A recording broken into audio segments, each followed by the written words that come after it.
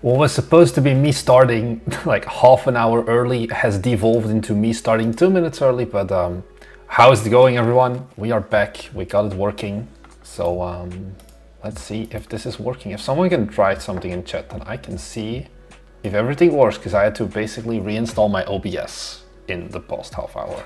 Fun fact, there is an update for Windows 2020 24H2 that just breaks like OBS and you have to install like some hotfix. So yeah, okay, chat doesn't work yet, but I've noticed it always requires some time. I'm gonna change this because I see my audio is slightly dying. So yeah, the plan today is simple. As you can see here, here I have the level for Magical Girl Guardians. You can kind of see with the red boxes what is like gonna be playable area and not. And this is just me forcing myself to work, I guess. And you guys can join me. Okay, chat seems to be waking up as well. Xari, hi people, hi indeed. So I figured it's time now to like, it's not boring work, but it's just like, you know, it's a lot of placing down prefabs and things like that, and hey, may as well chat with you people alongside it as well. So maybe before we dive into the actual like placing down prefabs level design part of the job, I'll give you a little quick rundown of how the status of Magical Girl Guardians, because I don't think we've talked. Oh fuck. Well, so far. Alessandro, I'm seeing you in Twitch chat. Unfortunately, I'm not gonna be streaming on Twitch because there's a problem with my ISP, and that's the reason we're dropping so many frames, and I have to fight them. I think next week I'm gonna be changing location, and then I should have good internet. But basically, the moment I stream with Twitch, it just like, I'm not getting the promised upload speeds that I am paying for. And they're like, this is in our contractual stuff. And it's like, I think 20% of what they said they were gonna give me. And it used to be good internet speed. So they're like, yeah, maybe we did some work and we need to update it. So like, look into it. I have to start my Steam. So that's the reason. Basically, yeah. So unfortunately, no Twitch from me. You know, if Thomas streams, he would have covered Twitch, but Thomas has decided to abandon basically. Okay, this is my Steam starting up. Please go away. Thomas has decided to abandon Bite Me Games and live streaming. So I just get to do the daily streams because he's gone now. Well, he's technically in the Netherlands. So maybe I should mute this music in the meantime. I hope this isn't too loud. Are you gonna teach some methodologies for level design like blocking? I'll probably definitely gonna be talking about it. One thing that I have scheduled is also like a video once that this level is done, because I've done the Unicycle Pizza Time level and the Magical Girl Guardians level. Talking a bit more about the things that I've learned. I'm gonna make this a bit bigger.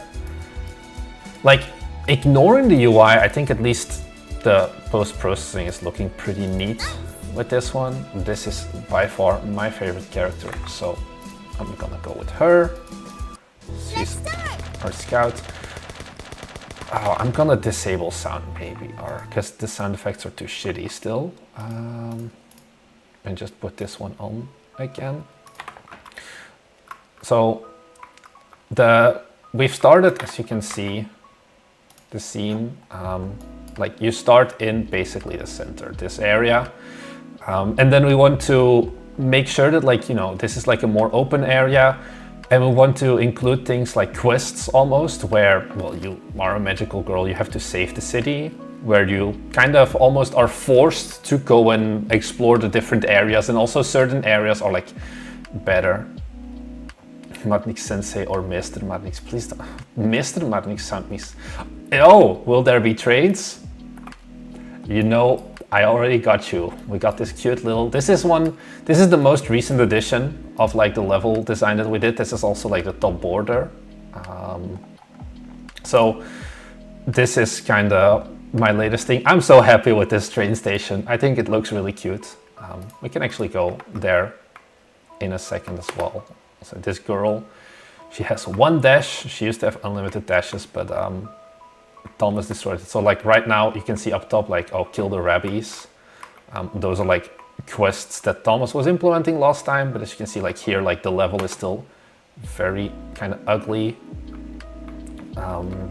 Yeah, you can definitely see like the parts where I've done more and less, but like here you've got the little train station, and this is then like a natural border for the level.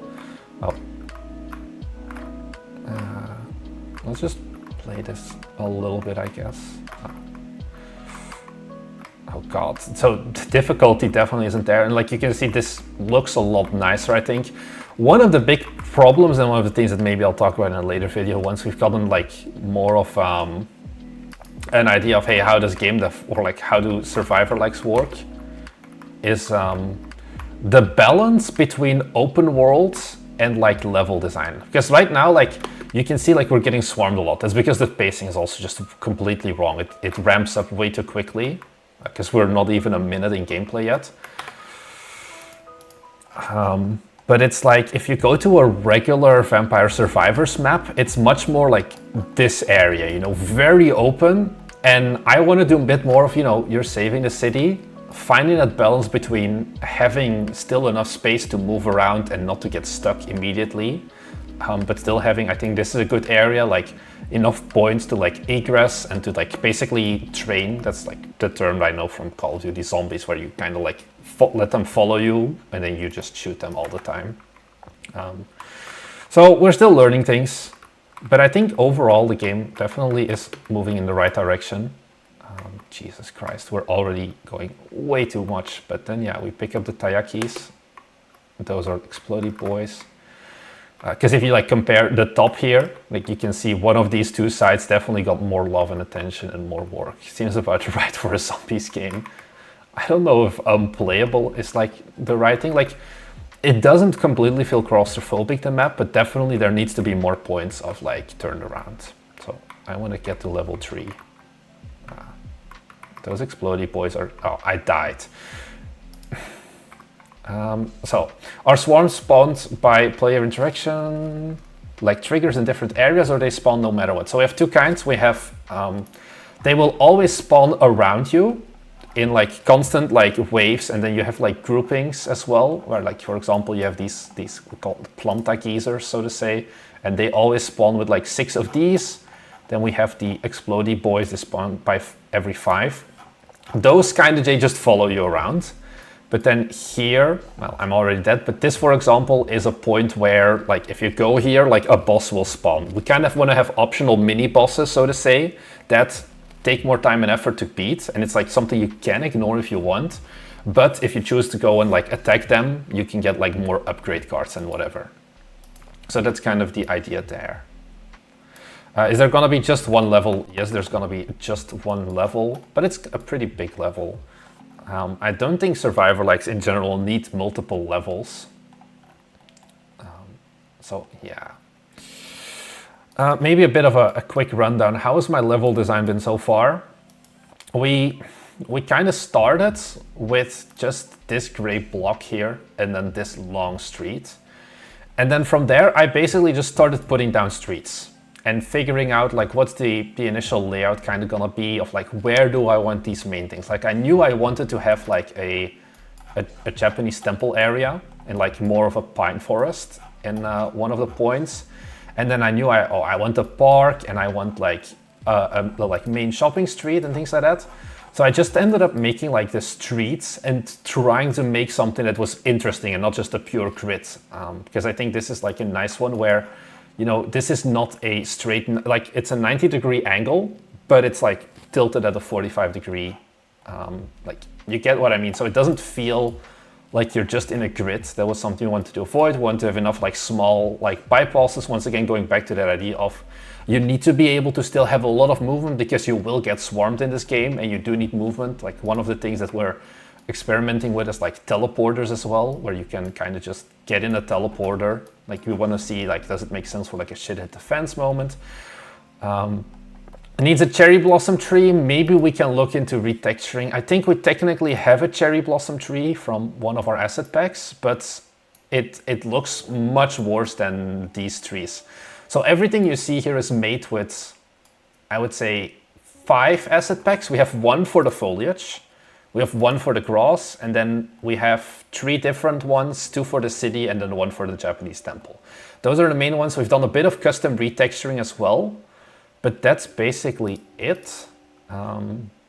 Because I'm pretty sure I do have, if I go to like stylized Japan temple, I know one of my trees, I have like a cherry tree, but it kind of looks bad, honestly. So we had them originally, but I got rid of them. Maybe it's in this one. Yeah, it's like, this is the cherry tree.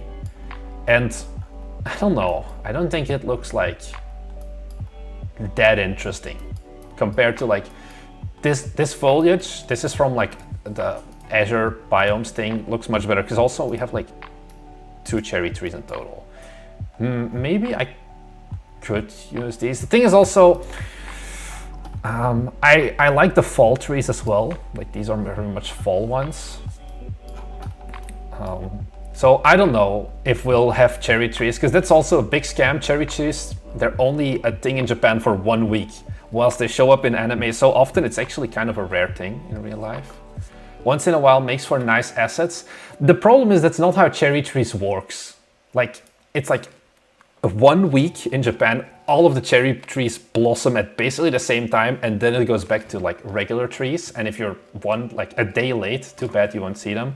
So I was kind of like, how much should I care about realism versus like here, for example, I could probably put some cherry trees instead. I think I actually even had cherry trees, but it felt wrong. Oh, the game is running. That's why it doesn't let me move things.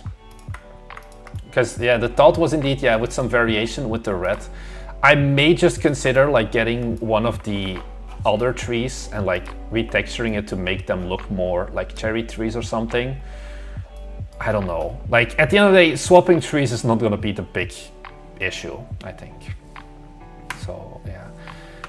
Have you used any tools to help with level design, like placing assets, drawing roads, etc.? Nope. I just put down prefabs. And I was like, I can add a corner here, I can get orc here. I kind of draw it out with like the terrain textures. Like I just make like a crappy terrain texture, not this, yeah, like paint texture, because that's what I've done here as well for these spots. They need to look a lot better.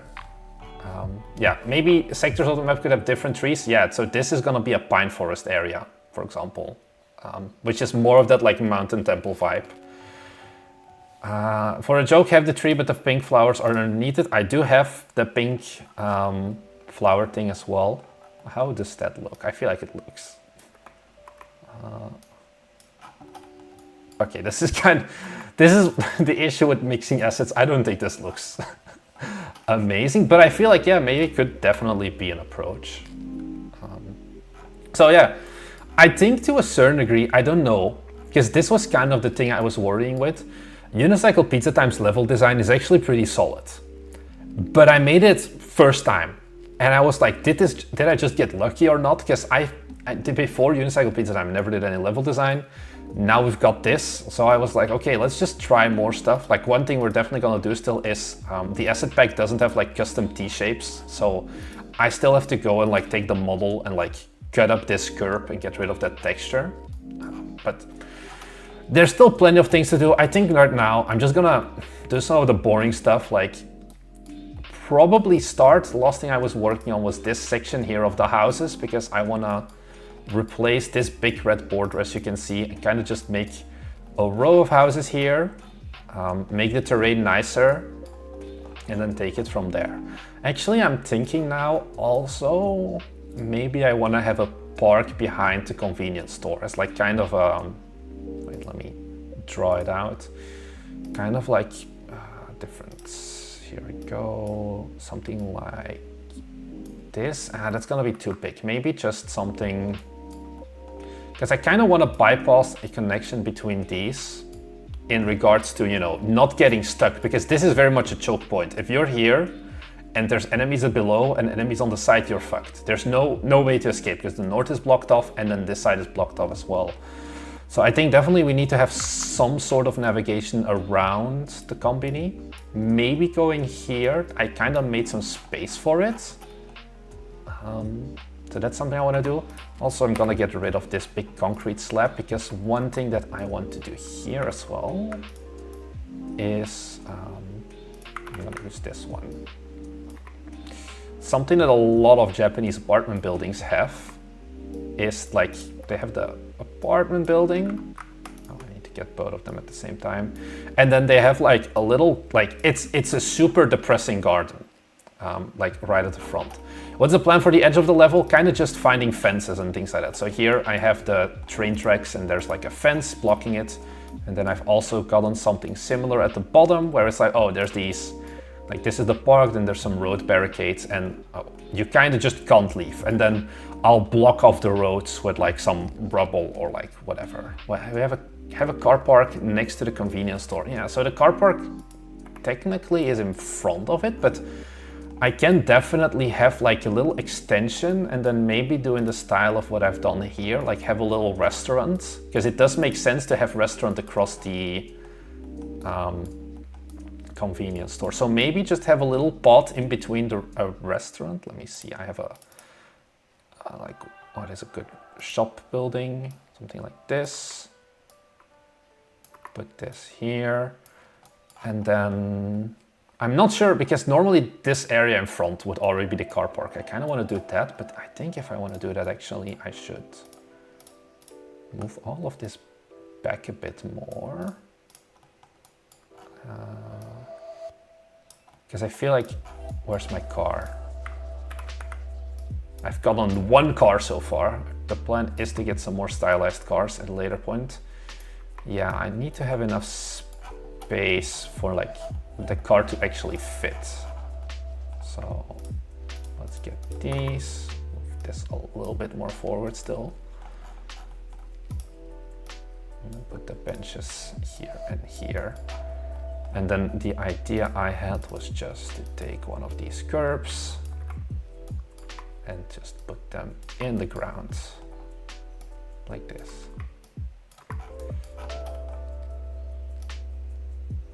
And then basically just do this for like car park. So like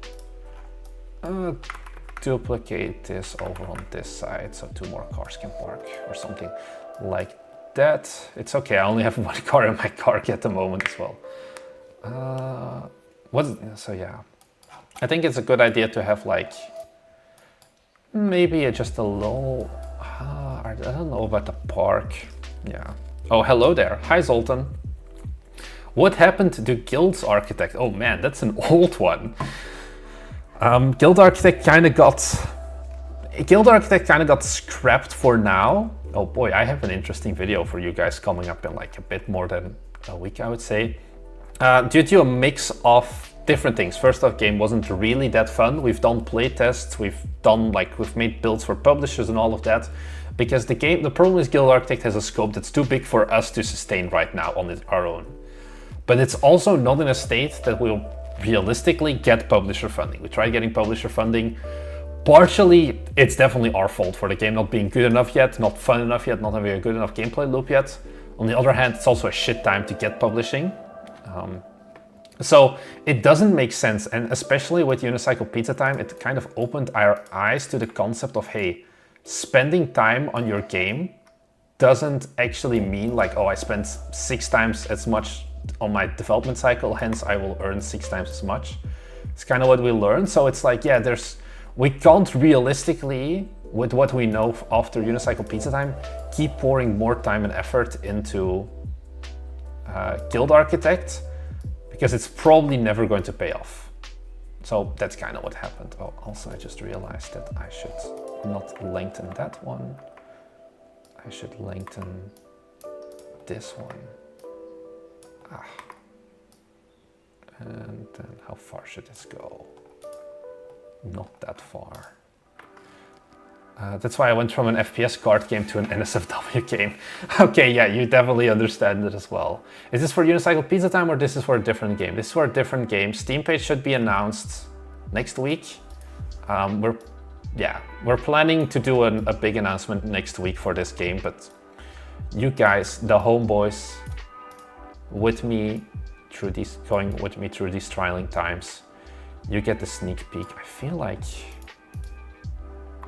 this one should move a bit to go over the curb, but then we get issues here, but I can fix these issues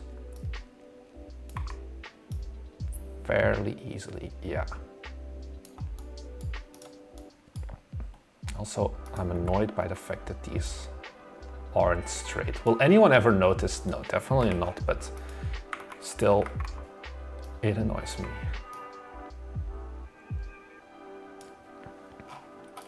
So yeah, this may be a bit of a less entertaining stream because I kind of just want to chat a little bit and work on my game. This is basically me forcing myself to actually work because, man, today has not been it's been a productive day, but you know those days where you feel like you got nothing done for your game? This is the first time today that I've been actually able to touch the game much because I had like meetings and things like that. What's the max number of mobs that will be in the game? It's actually not going to be mobs that's going to be the issue most likely. It's going to be bullets, because every bullet and every monster is network synced, because this is a co-op game, which is kind of the big thing. We've done some optimization already. We've easily been reaching like 300, 400, but we can do more as well. Is it easier for you to block out in orthographic view? Actually, definitely. Or not the block out, but like connecting these like odd pieces, like doing things like this. I shift around, like I find it much harder to match them in like perspective versus orthographic. So yeah, you'll see me switch between orthographic and this one as well. Like this is more for if I'm adding like the finer details, like for example, what I'm doing here, like, oh, the fire hydrants and the bicycles, this I do in perspective. But if it's like these spots, generally I am using orthographic perspective for that. What should I'm trying to think about the order of how I should work here as well. Because part of me just wants to get done with all of the side curbs, but that's gonna bore you all to death, I feel, because it's just like copy, paste, and then try and line it up. And then be like, this one's too big.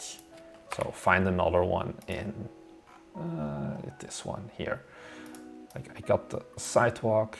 So definitely this is what I mean in isometric, like matching these up is a lot easier than if you're trying to do it like this way, I find. And then probably I'm gonna stretch this a little bit. Move it a little bit like this. Fuck. Yeah, how are we gonna make this work? Let's put these two at the same height to begin with. 6.9, 6.9. Because I'm scared about there being too much clipping. I mean, it's definitely something I'll have to figure out. It looks all right. We'll see how much of like initial clipping is in the final game. And then we get, is this a, no, this is way too big and curved. I think from here on we can just get a sidewalk long. This is very long.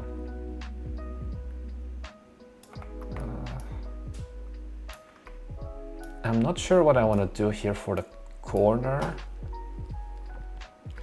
Actually, I'm gonna see. I'm gonna pull up Google Maps, I think, to give you an idea of what I'm looking for. I'm just gonna dox myself where I stayed last time because I know this area from when I was in Japan, and there should be like, yeah, here. So we've got an apartment building. So this is kind of what I want to imitate here. We've got this big ass apartment building, and then we've got this super sad children playground thingy right in front of it. Like, I think it's like mandated or something for there to be a play area, but my God, this looks like a prison like courtyard. I don't get which, there's like the one sad bicycle thing, and it's like, yeah, we've reached what we got. 300 to 400 mobs, that's not a worst case. We want to go to 1,000. Bot finding definitely was the biggest issue, but it was because I think Thomas did like a profiling, and 800 No, 80% of all performance for the host, because the host is the most issue, just went to finding nearest enemy, but we've already kind of optimized that, so it's getting better now.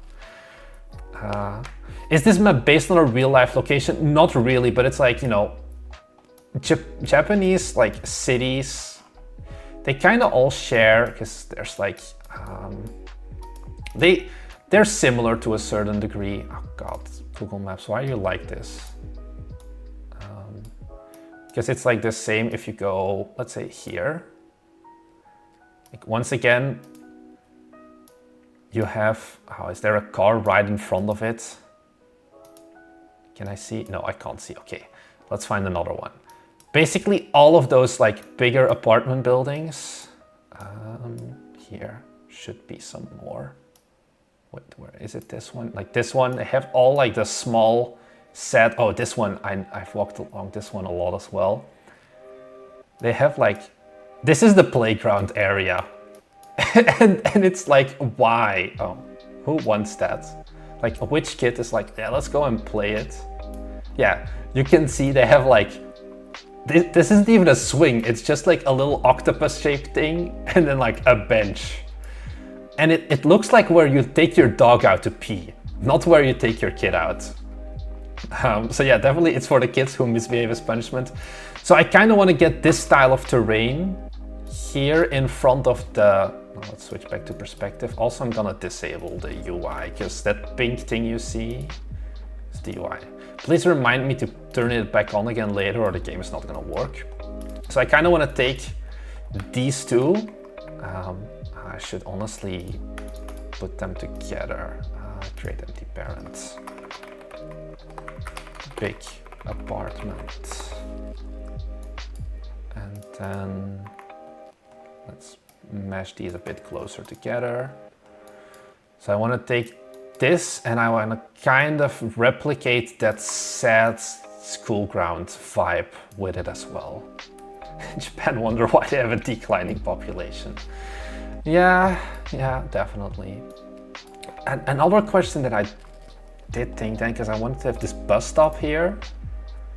Do I want to have a cut through here, or am I just gonna be like actually here?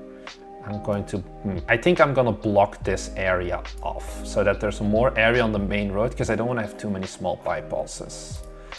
So probably let's make this one bigger. It should be underneath anyways. Yep. Something like that. Is there some regulation that makes an apartment more expensive when there's a playground? I think it's just a requirement where if like you build an apartment building from like a specific size, you always have to include like the set playground. I'll add that bus stop again later. I'm just gonna make a gate here, I think. That's probably gonna be the easiest thing to do. So this is the point where, you know, I go isometric. Oh, I should have gotten both of these zeroed all of the time. And then this one should be 180, I guess. Because I feel like it was off by just a few degrees and it was driving me nuts. So if we have, I'll have like a little bike rack area probably there. So let's make a pillar here, and let's do a pillar here as well, and then we've got some fences. Yeah, take something like this probably. This would make sense, yeah. And we'll like put these together.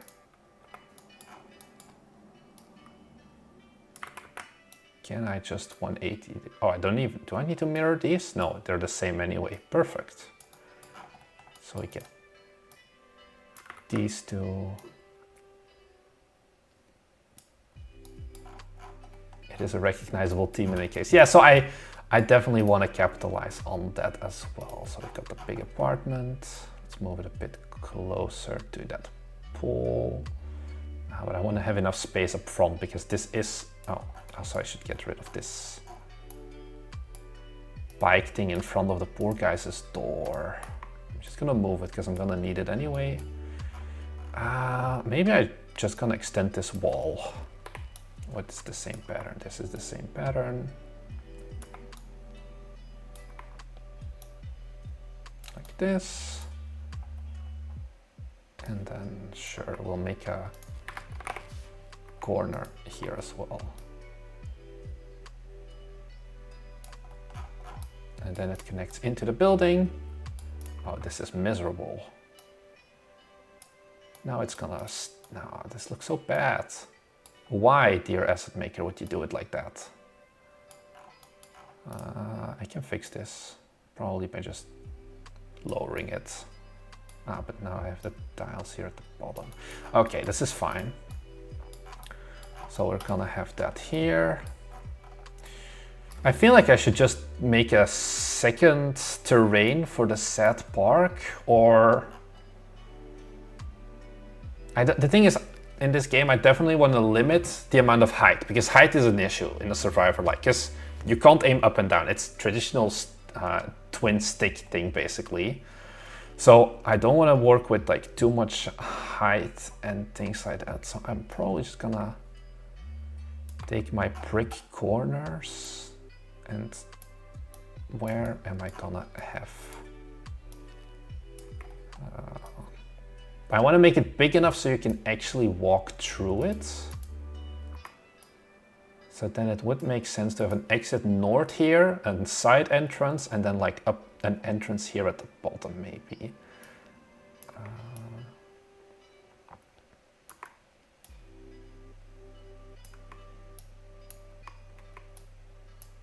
And then here we have our entryway, and then probably I can move my bus stop here. Will there be a spot for a pervert to hide and watch women?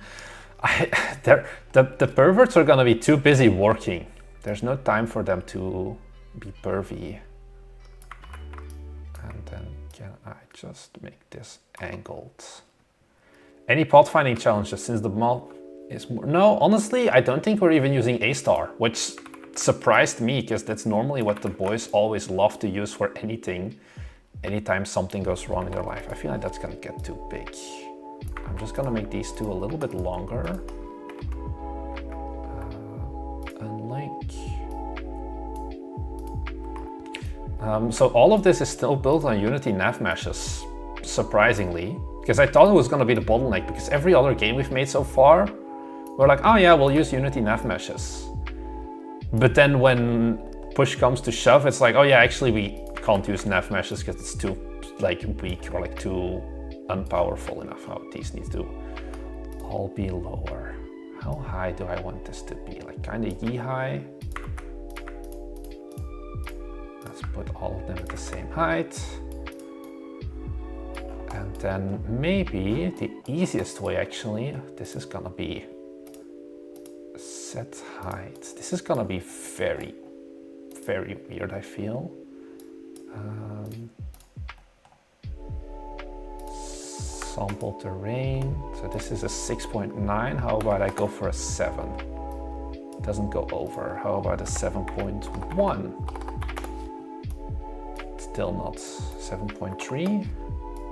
Yes. I think this is gonna be the easiest way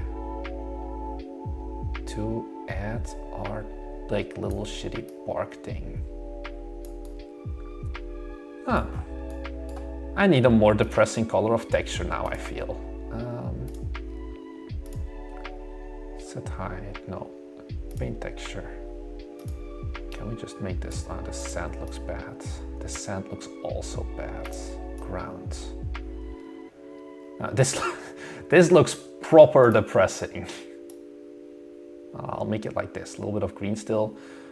Probably I'll make it look better in the future. Seeing someone build something,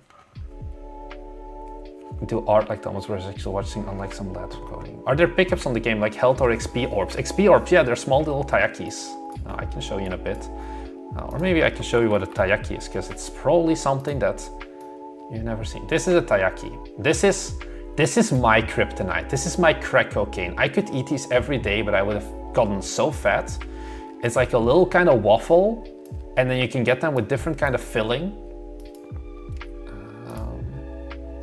Also, someone is giving me a good tip. I'll get it in a second. But I first want to explain to you what a taiyaki is. Because this is crack cocaine to me. Where's that picture? Who the fuck puts a ruler next to the taiyaki? But it's like filled with like, this is red bean paste anko, or you can get it with like custard or with chocolate, and it is so good. Probably thing I miss the most. Okay, so shoving games. Yo, if you didn't know, you can achieve a more accurate placement by holding the V key while using the position tool to grab an edge. Ah.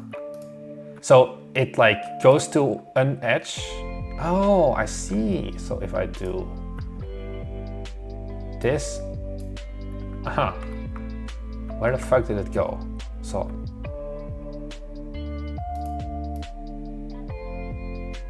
yeah, I see. Now it's snapped to each other, I guess. Yeah, but then we have this problem because the asset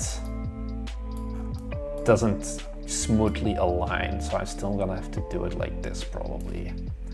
V snaps vertices together. I'm learning more. Are those inches or centimeters? They are centimeters. That would be a very big taiyaki otherwise. Yeah, I have a lot of Dark Souls. I have a lot of Dark Souls screenshots that show tiling textures. Even AAA doesn't care if you fake enough depth for the player. Yeah.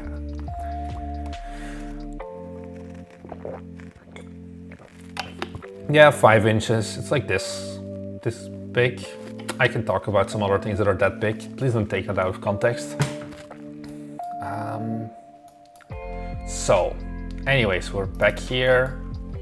We want to make this more depressing, so I'm probably gonna add some, I'm gonna add this up front actually. Is there like a thing where I can like make it snap to the closest like, you know, whole thing? I know in like Photoshop you can press, I think it's like Control, and when you do rotations it like goes in 15-degree increments. Does something like that exist for Unity? Because that would be really sweet. What am I doing? Prefabs. Modular pieces, and then let's get blowing one of our trees down. Azure Nature. Just put this one in here. Doesn't look too bad, honestly. I think actually I'm going to extend this area further backwards and then duplicate kind of the planter pots, because there's not much useful really that I can put in this area. Why don't you make mobile games? Why are you shouting? Oh, if you hold Control while rotated. Oh yeah, it does do. Okay, so it is the same as Photoshop. Okay, makes sense. I just never had to do it that much. Because yeah, I don't do that much level design stuff.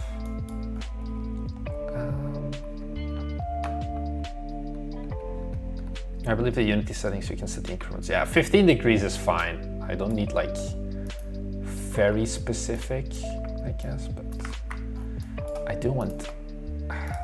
This is not a Unity thing, this is an asset thing, I feel, where their scaling is just so different. Am I gonna try and match this? No, I'm not. I think it doesn't matter, and that's what I've decided. I just need to make sure that these like connect into each other correctly. Which they should be doing. Please refrain from foul language. What did you even say?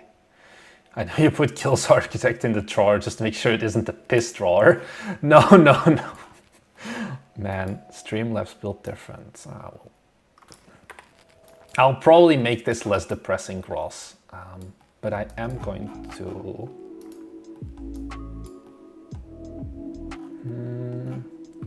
I feel like it wouldn't look good if I just stretched this all the way across. I feel like this is too much concrete then. Actually, not sure. Why is it giving issue here? Is it not... Oh, it has a tiny rotation. Why? This should be a bit lower than 7.1. 7? Yeah, works as well. Did I not connect these two? I guess not. Oh, well, I'll do that in a second. Is the Steam page for this game live? No, because the screenshots are honestly ass. I think I'll pull it up. It's something I want to do in the next week. That's kind of why I want to speedrun through this level design, or not really speedrun, but I want to do this level design so I can take better screenshots and go from there. Because I'll pull up the shitty temporary store page we have here, view in beta mode. But like, look, this used to be the same game. Like, what was this color thing and whatever? Like, this looks very bad. So we need new screenshots, and I probably want to get a trailer up as well relatively soon. So yeah. Why don't I make mobile games? Why do you keep shouting, my dudes? Do it one more time and I am gonna ban you. We don't make mobile games because mobile is fucking hard to get into. Yeah, this can get lower, the terrain as well. And it's not really indie friendly. Mobile is kind of a completed thing where it's just a matter of who has the most money. You calculate your lifetime value per player, like how much does a player earn me on average, and as long as you like, if the lifetime value per player is $40 or whatever, you just give $30, $40 on advertising. And you just keep doing that. And it's like, how can you as an indie compete with that? We're kind of lucky still with how Steam works, if you ask me. Oh, I'm going too far now. I can fix this. Also, someone said greetings from Antwerp. That is close to where, that is where Thomas lives. I should maybe not dox him, but Antwerp is also where I studied, and I got my bachelor's degree from Antwerp. It's a good city, or at least it used to be a good one before they started blowing up houses every day, and it became like the center of the European drug trafficking. This is not perfect, but it'll be fine. Actually, it's pretty solid, I think. Can I sample? Yeah, I can. And then I go lower again. Oh well, Unity terrain is a thing.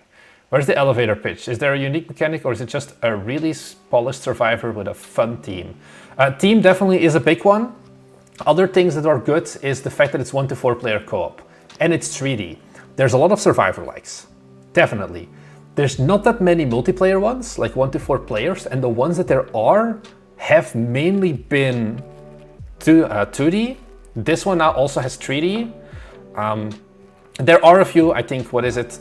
Spell Brigade came out recently, which is 3D, 1 to 4 player co-op. There's a few other, like, bigger production ones that come out. And then the second thing is basically, yeah, it's anime girls with guns is a big part of our hook. No team abilities, but every character has their own special ability. And that's gonna be the main one. How long have we been working on this? It's been mainly Thomas for, I would say, 6 to 8 weeks at this point. I've only been getting more into it like the last 2 weeks basically, because the only thing I could really help him was testing, like does the game work, and then level design, but level design had taken quite some time before I got into it. I don't know why I did that. Let's get this curb done, because it's annoying me, and then I think it's gonna make this look a lot better. So problem is that the angle is a little bit off still. I want to go a bit more like this. So wait, what was it? If I do V, it snaps. Very nice. Did Thomas come up with the idea to add anime girls? No, it was my game idea, because it's kind of based on, well, there's this kind of mid-anime I watched like 5 years ago, and this is what it's based on. Because I once got like a YouTube clip suggested, Magical Girl Spec Ops Asuka, which is basically you have all of these magical girls and they all have guns. And I was like, hey, this is fun. So yeah, it is multiplayer. It's a multiplayer survivor-like. So it's not PvP, it's co-op. This is the sidewalk I want. I think I can put this at 90 degrees. No, I'm gonna have to turn this a little bit still. Oof. I'm gonna need to do a second slide curve, but I feel like this is gonna be too much. Maybe. No, this is too much. Can I? Yeah, this is definitely too much. Would you invest in the previous game to market this game? I don't think we need to spend money on marketing. I think what we do have is an advantage from the previous game is that at this point I have contacts with a lot of Japanese like VTuber agencies and things like that. That's actually something we considered as well, is to make an optional for our marketing purposes, basically have it where VTubers could actually put in their own custom VTuber models for the game. Because at the end of the day, we are using the characters you see are VTuber models. So yeah. Oh, hi Carrie, thank you for the $10 donation as well. I think that Kofi is gonna wake up at some point. So we're just gonna reach out to same influencers who've also covered Unicycle Pizza Time. We've got some VTuber agencies and all of that. So we kind of just want to stick to that.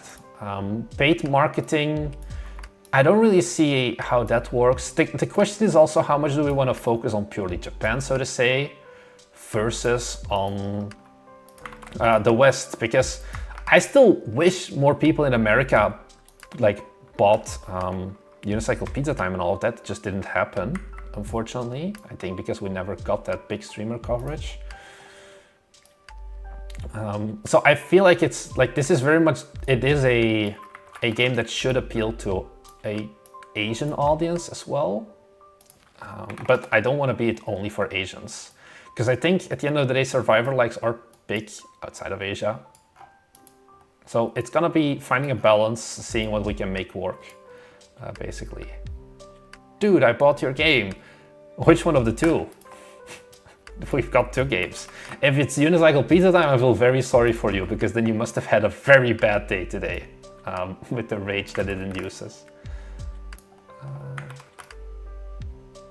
Okay, Forge. Oh, that's a spicy one.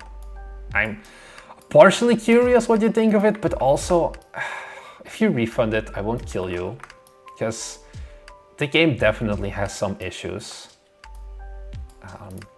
It's actually something we considered as one of our maybe games for 2025 is to make a Forge Industry 2 where we actually make it good this time.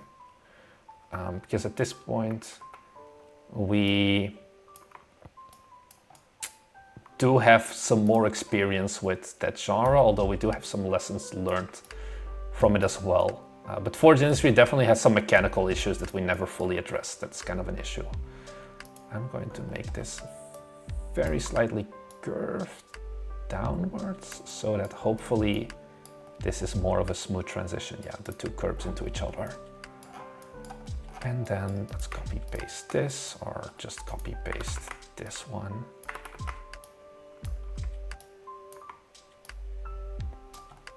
I don't know how much, probably I'll make like 2 car park spots or something up there. So let's add some trees. Oh, that's a big tree. Let's make it a bit smaller. Let's make this one smaller as well. Or maybe I should just space them out a little bit further as well. One of the things Thomas has to do soon, like sooner rather than later, is make it so that the camera can actually look through things. Also, if you hold the control key, it will snap depending on your snap settings, so it could move 1 centimeter or 0.5 units. Yeah, I feel like this is less useful in this case for me, because it snaps from where I start, I feel, yeah. Still, good tips, ship payment. Thank you very much, because I am very much a rookie when it comes to Unity. Like, it took me genuinely like 2 days to figure out that like there's the hotkeys for like, oh, this is rotate, right? And like if I press R, it's like scale, and W to move, and then T is like for the, like this one. It took me 2 days. And before that, I was like, click, change here, like always change it. And it was miserable. And then one day I just by accident pressed like E or something. And I was like, holy shit, a new world has just opened for me. So yeah, V for vertex snapping indeed is one that we already got earlier indeed. Steam would not let me set up a Steam page for my game unless I bought something. Yeah, I think you need like $5 spent or something for it. Level design, indeed. Uh-oh, it's Sean who's here. Sean, please do not kill me. I'm just making a cute anime girl game. Don't roast me too much. I want a bench to put in here. I feel like I have a more soulless bench to fit in the park. Are there any benches in here? No benches, only chairs. Crazy. Oh well, I guess this bench it is then. Things can be a bit smaller. Let's give it a spin in game. Let's enable the UI again. See that my scaling is kind of good. Are you adding invisible barriers? I'm planning to, I'm hoping not to have to do any invisible barriers.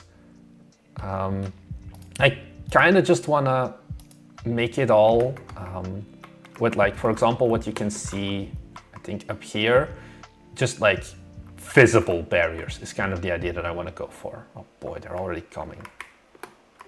Also, I'm stuck. Great. Oh, yeah, okay, we're there. Yeah, so heights is an issue. Oh my god, I hate the fucking exploding things. Thomas made it so messed up where they have like an explosion range that's like 4 times the size of what it should be. Yeah, organic barriers is nicer. That's indeed what I want. So, yeah, we got the little depressing park. Okay, this bench is definitely too small. I feel like I could make it. Oh no, actually, I think it's perfectly sized. And then the trees, we've got that as well. Definitely we need to have the camera thing, because this is miserable. I know, guys, this is unplayable. Same with like here, going into the building. That's Thomas's problem at the end of the day, not mine. So yeah, you have like special abilities and things like that. Needs goddess mode. I don't know what goddess mode is. Oh, like god mode, but goddess mode, like you don't take damage. I actually don't think so. I try to berate Thomas because like one of the things you see here, right? There's a quest, right? And the timer for the quest is like 3 seconds or something. And I don't like the fact that he does that because you don't have a good idea of like how long do these things take, and you don't really, you never test like, hey, is 10% good? Is like does 10% matter? Because it's gonna be like very easy to be like, debug mode, just increase like attack damage by 200% because you don't want to wait all the levels. I think it's much better to play this. I've played this game a lot already, just genuinely of like, hey, I want to see how is the balance, how is the feel and everything like that. Nintendo has indeed a patent on that little shadow effect. It's something that I sent to Thomas, so we'll see what we'll exactly do. We may just make buildings and like trees just go invisible, kinda. Because I was like, yeah, Thomas, we are not gonna mess with the big Nintendo. That is one thing that we are gonna be very nice with, and we're gonna be very calm and not do anything. You know what we need? We need some vending machines, actually. I love vending machines. It's just like easy trick to make anything more Japanese. Just add vending machine everywhere. Although I feel like, do people have a vending machine next to their door? Who cares?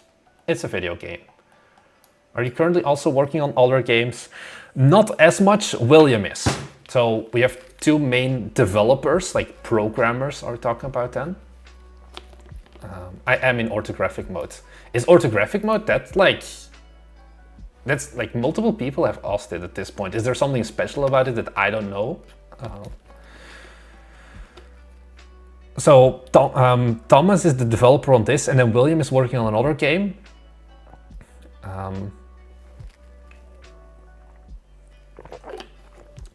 The thing is, at the end of the day, I'm a bad programmer. So William is at the point right now where it's kind of the stay out of my lane and let me make the mechanics mode and don't touch the game. So that's a perfect opportunity for me to do business stuff, for me to do level design stuff, and then like focus on the YouTube and things like that as well. I feel like we may actually have a problem though with what I noticed in the game is like you see this, like the Unity terrain. What shadow effect is that? What do you mean shadow effect? I think it's just Unity shadows. I'm gonna be honest. So what I did, let me not dox or like expose myself. All of the visuals, I just watched this video and then there's another one, this one. I just followed these two videos, like everything you need to know about making your game look good in post-processing, followed it to the T, and that's basically how we got to how the game looks right now. So I think it's pretty good. And then just the choice of like only 2 stylized aspects. Are these designs based on the pre-sketch design and game design document? Nope, these are just put things down and see how it feels. Hello Marnix, you're looking quite chipper today. I hope you're well. I kind of had it's not a shit day, but I had a day where I haven't done as much as like I had set out for, like I wanted to do more, kinda. So that's also why I was like, hey, I'm just gonna stream this today, so at least I've gotten some game dev stuff done. Like, you know what I mean? Like, it's not a day, so to say, where you don't do anything. Like, you definitely do stuff, but it doesn't feel like you can look back at the end of the day and like, yeah, I've really delivered a lot of value to business holders or whatever. These need to line up better. Oh yeah, I can do this right. Let's go. The power of the daily skincare routine. Also the power of lighting. Like you can't see it, but I just give good lighting as well. You mentioned playtesting earlier. Do you do that with all of the team? Yeah, so different kinds of testing. I play the game a bunch on my own. I play the game together with Thomas whenever he wants to like test out a feature, and then we have one meeting every week, which is called the Bite Me Core, which is just me, Thomas, and William. And I insist now that we just play the game for like half an hour there and figuring out there. So yeah, so that's kind of what we do. Okay, so I'm happy because this takes up a lot of space. Like I'm gonna wait with like the fluff stuff, like let's say for example, a post box, that I'm gonna wait with until I'm at a later stage of development because it doesn't matter as much. I definitely want to get the big block out done first, so to say. I think I want to focus on finishing up this grid more. But I'm not sure what I want to do exactly. I probably want to put on more houses to begin with. Just regular, slow-ish houses. I can put... This feels too big. No? Why is this house so much bigger? It's the same scale. I'm gonna swap these two around because it doesn't make sense that the big building is at the edge. Never put this one here. Oh, but now there's not enough space, I feel. Also, this house feels small. I'm just gonna increase the size. Problem solved. Now it feels more cohesive. And then I'm gonna make this area bigger and put these very close to each other in the true Japanese style. Like, houses never touch each other. Do you guys use I2 localization? We do. So it is really nice. Also, have you traveled to Japan or just Tokyo? I went in October for my honeymoon and it was amazing. Well, I have done more than Japan. I actually don't like Tokyo. Let me pull up my Google Maps again. So I've been to Japan three times now. First time I went was with the Bite Me boys, and then we went to like Sendai, we went to Hiroshima, we went to Tokyo, of course. And then like, you know, we did the basic tourist stuff. Like we went to Nara, Osaka, Kyoto. And then after like a 3-week trip, I moved back to Osaka, lived there for a while, then went back to Belgium, and then kind of just fell in love with Japan. And then I've gone back to Osaka 2 times now. I went to Tokyo for Tokyo Game Show, and it was honestly miserable. I don't really like it. You need a figure/reference in the scene when adjusting the scale. I think for houses it's all right. At this point I also kind of have the gut check of like how big is something, I feel. I'm learning the V. Oh, why is it snapped to the height? I don't want this. Go down. Okay. This is better, but I'm gonna need to make it longer. So this is also, it uses some black magic, this thing. Yeah. It's like a custom script for tile textures. I don't know if it's the best approach. It's something Thomas wrote, and it works-ish. So I don't really mind that much. So I can do this. Neat. Perfect. Actually, I feel like this is gonna be too narrow now. Is my UI still enabled? No. Actually, I'm gonna keep my UI disabled because then they don't attack me and I can just walk around. So yeah. Like, I think this is pretty good scale-wise. Like, you lose a lot with the houses now blocking. Okay, I think this is kind of good for a pathway still. It doesn't feel too cramped. And then we can go tree here. Looks good as well.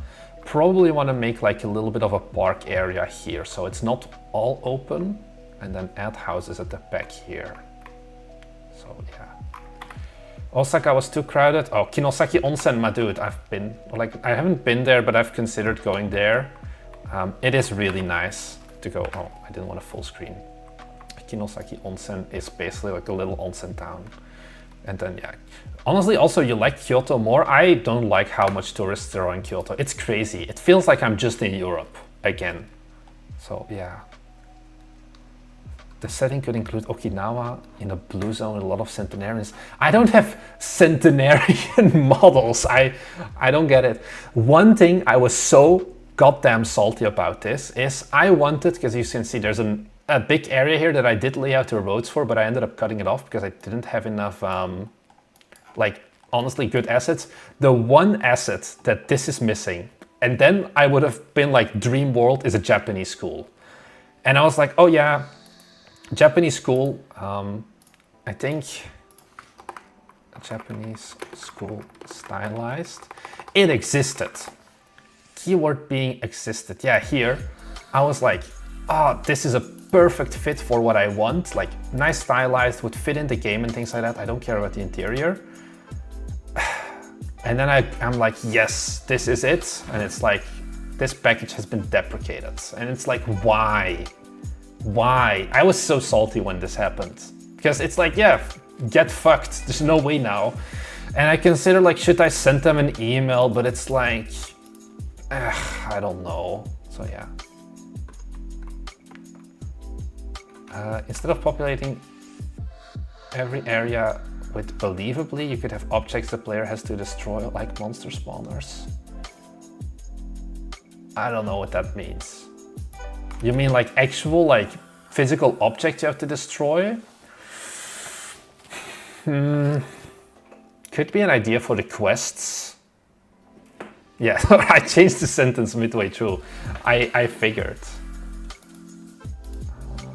Also, I see my audio is still clipping sometimes. So, what do I do here? I have the pathway, right, modular pieces. I could use this walkway, and I know in here, where is it, roads? We've gotten like these ones, but I don't think we're gonna have to retexture those. I think they kind of look ass. What is street detail? Oh, it's that. Whatever. Can't you make a school using parts from other buildings? No, because most of these buildings are one big prefab. And I think the amount of time putting into like making a school is gonna be kind of meh. So probably I'm not gonna be doing that.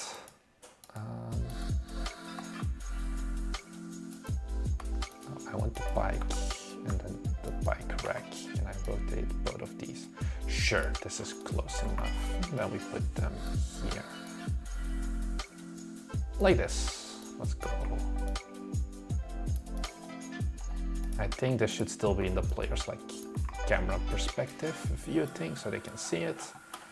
I should add a border here as well. Probably I'm just gonna make a wall.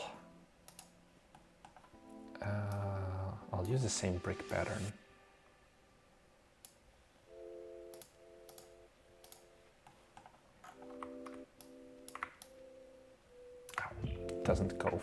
Doesn't snap to the nearest. It always just goes 15 degrees increments. Like this, and then we duplicate. Yeah, so this is not gonna work because the wall models from the asset pack, they have like this little hole in it, so I'm gonna have to match them regardless.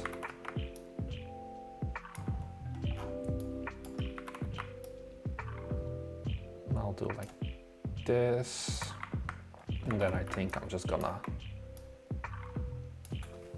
add like another gate here, basically. Oh, they do have a knob. Well, I don't think anyone's gonna notice that.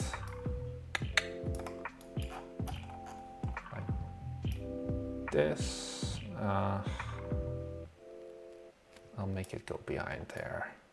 Do you have a Templar Shrine asset? I do. I can show you in a second if you want. You can snap the lower vertex rather than the top match that makes the gap. Maybe, good idea. I mean, I don't see much difference. Kind of a little bit, maybe.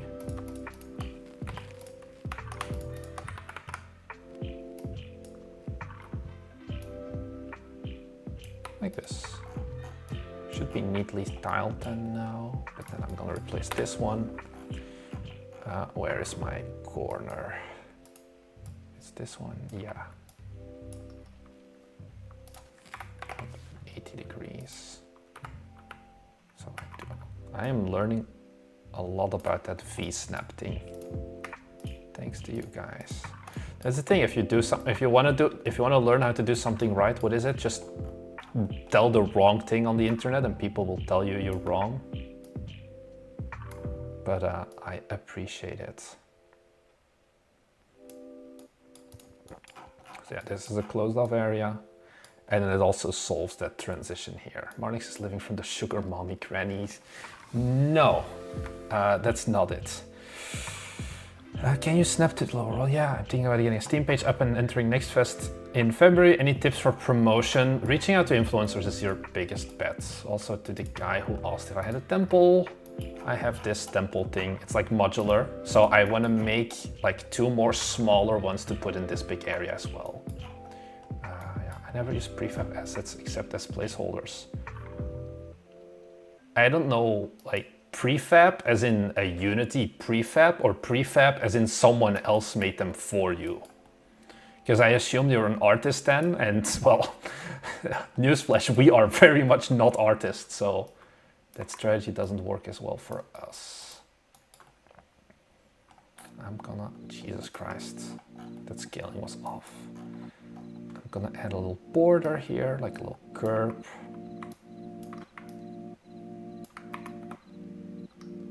Just to make it look nice and less scuffed. I'm still getting used to this step thing, but working pretty good so far. Yeah, I think this is pretty good. But now I have like just a little bit to, maybe I can put one house here, like very close to it. White sand garden and a bridge over a koi pond in a temple. Oh, I don't have a bridge. That is one thing that I'm also missing, and it's something I'm considering just making myself, like those Zen garden bridge. Like, you know, those little wooden like birth ones. This is something realistically that I probably can stylize and texture myself still. But it's not something I'm focusing on too much. The problem with ponds, and it's something I discovered here, is at the end of the day, it's a lot of negative space where like the player can't play. So if I do place one, it has to be very deliberate, because I have to because like the player can't suddenly cross over anymore. Like if I make this place a pond, for example. But yeah, I think definitely this is an area we can do a lot of cool stuff with. It's also a very big area still, but I kind of want to keep it a big area for training as well. I actually used that bridge for a game jam. Yeah, the thing is just finding a stylized. Like there are assets that have like the garden, but they are like super low poly, or I think they're like super high poly. Like they didn't fit the other assets that we had here. Speaking of other assets, I'm gonna put a second house down here. Probably, oh, this one actually is a pretty nice fit. Put both of these down here. And then it leaves enough space between the combini. This is kind of closed off. I feel like I should close this area off though as well. I actually used, yeah. Add nada deer. I second the pizza sub. Do I have the, I can probably throw in the unicycle. Maybe. The good thing here is, because the camera is static, I don't really need to care about decorating this. I am gonna have to block these off though, because the asset has them as like open, but that's an easy fix normally. I can just put in a big counter. And now no player should be able to enter in here. And then do the same thing here as well.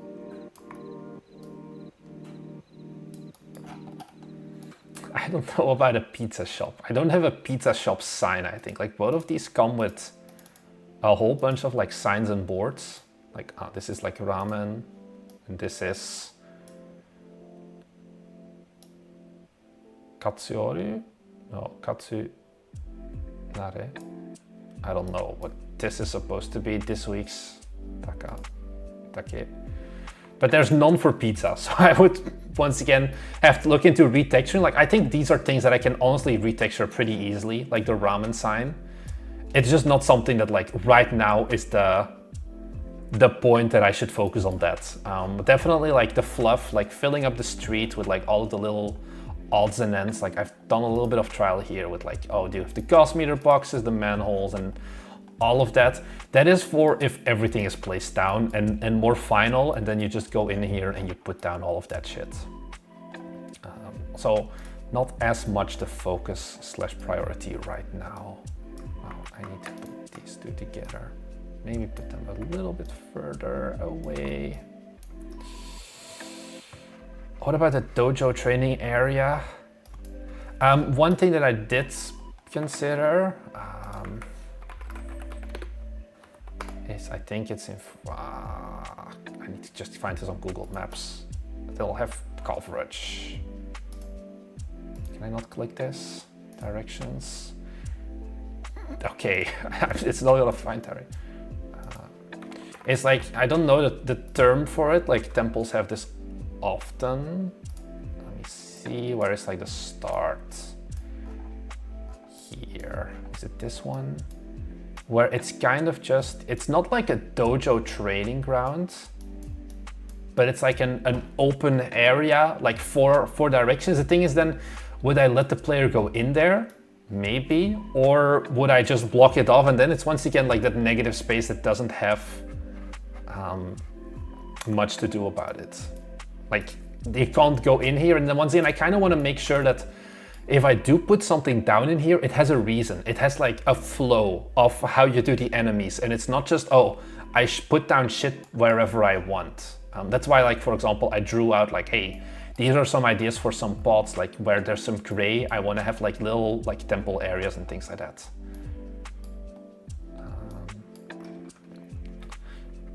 Maybe you could have an Easter egg enemy closet attack on unicycles and throw slapping tongue pizzas. I feel like we'll just throw the backpack or something in here, or put like a unicycle in here. Are there stylized unicycles on Fab? Because I feel it's all like, the thing is it's not stylized, so we'd have to look into throwing it through Lil Tune. I mean, we can probably make it work. Who the hell pays $18 for just this? I'm sorry. It's just the topology. We paid 20 bucks and it included like the character and animations and all of that. General idea for small focused maps or more open, encouraging exploration. So it's kind of, I want to encourage exploration. We kind of want to make sure that there's enough area. Like, it shouldn't feel claustrophobic. It should feel like you're in a city still. That's the thing. It shouldn't feel like an open waste. Because if you go and look at something like a Vampire Survivors map, probably I can find, like, just like the thing with the Vampire Survivors is everything is open. Or like a League of Legends Swarm map. Here similar, so I don't know, if you don't know Swarm, it's kind of what League did as their own. How do I open this new tab? This was their survivor likes, and as you can see, very, very open, all of this. And we kind of wanted to step a little bit away from that, not make it as open, because like, yeah, sure, this is easy to make, but I think this is much more boring than having it be a bit more clustered, or like a bit more dense, but still you have like very clear, distinct areas, like your park area, your temple area, your station area, and things like that. And then do things like that, basically. So that's kind of the idea. Temtem Swarm. What's their map? I know Temtem Swarm.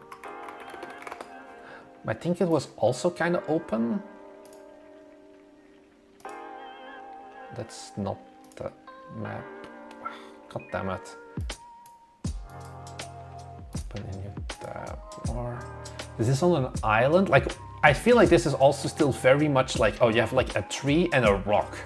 And there is a very big difference. Like here also you have some rocks. Is this, I don't know if this is something I can walk through, yes or no. I don't know what I'm looking at fully. So yeah. Where was I? I was here. So we got the two houses, and then what do I want to do here? This is probably an area we could almost make like a boss area. So maybe I want to put down some. Were the fences in here? Yeah, fences. Some not wooden ones probably. What do I put in here to fill it up? Is this the only map? You will start here in the center, and it's the only map. Open bland baseball field. That's kind of lame, I feel. Like, the baseball fields do make sense, because it is very popular. But I don't know if it's gonna be, like, it could fit in here, so to say, in this open area. But it's like, because it's like, if we had the school, I definitely would have added that as well. Who would win in a fight between a beaver and a rabbit? The beaver, bro. It's not even a question. The beaver would demolish that rabbit. I think also like there's a very big size difference. Like a beaver, yeah. You do not... What are you... This is how big a beaver is, my dude. What is it gonna do against a rabbit weighing more than 40 kilos? I feel like you... Yeah, I think it's more of a question of how many rabbits. Like this is 40 kilos, and then a rabbit is like what? 2 kilos? Yeah, 1 to 2 kilos. Sizeometer. What is this? The weight chart. Oh, if you like look at it from the top, how does the bunny look? Yeah, no, the beaver will beat the shit out of that bunny. No questions asked. Let's start by, I'm just gonna make a shitty fence here, because I do not want, I'll just scale it up. I don't want people to go in between these areas, because I think this is like too small and too, do I want that? No, I don't want that. I'm gonna deliberately block that one off, I think. Worst case, I can still open it up later by actually, or maybe I am gonna open it up, but I am gonna pull all of these one row back. And that should give enough space, but still it's meh. I'll do it. And then worst case, I'll easily be able to fix it later. Something like this. I need to extend this one though. Maybe I should extend it the entire way anyway. Yeah, that doesn't work, Marnix. Like that, and then one more. like this. The rabbit could chew the beaver. Hoshizora Originals. Goedenavond. Hey Marnix, good evening. Just got dinner. Now it's time to work some more hours on the game. Well, this is up on the second screen. I hope it's some crooked. I'm gonna add an extra exit here, I think, to make it more interesting. How about we take a big tree? I don't like the trees. Prefabs. I'm just gonna put a tree down here as like a focal point. And then let's make some textures, terrain, texture. Okay, so how do we do this? I'm gonna reset all of this. Let's give another planning session. So I definitely want to have something here, some sort of path, and I want to have something here as well. So these have to be an intersection. And then this one as well, but I don't want to have 4 points all interconnect as one, because this is too big of a choke point. So then instead, I would probably look at something like this, maybe, and then have a second point like this. I think this could work, and then actually put the trees here and have like some evil boss spawn point here in the middle. Is there going to be a Magical Girl Guardian OST? No, there is not. Honestly, sound design is something that I have been... let me play a trailer actually. I'm not fully sure about how I want to do the sound design. Also, my Discord just doesn't want to start. Okay, I'm not gonna try and dox anyone. I sent this to Thomas a few days ago. Because, of course, we want to go kind of Japanese style, because magical girls. The problem is magical girl music is like a lot of like idol music, and there's like no way we can find that licensable.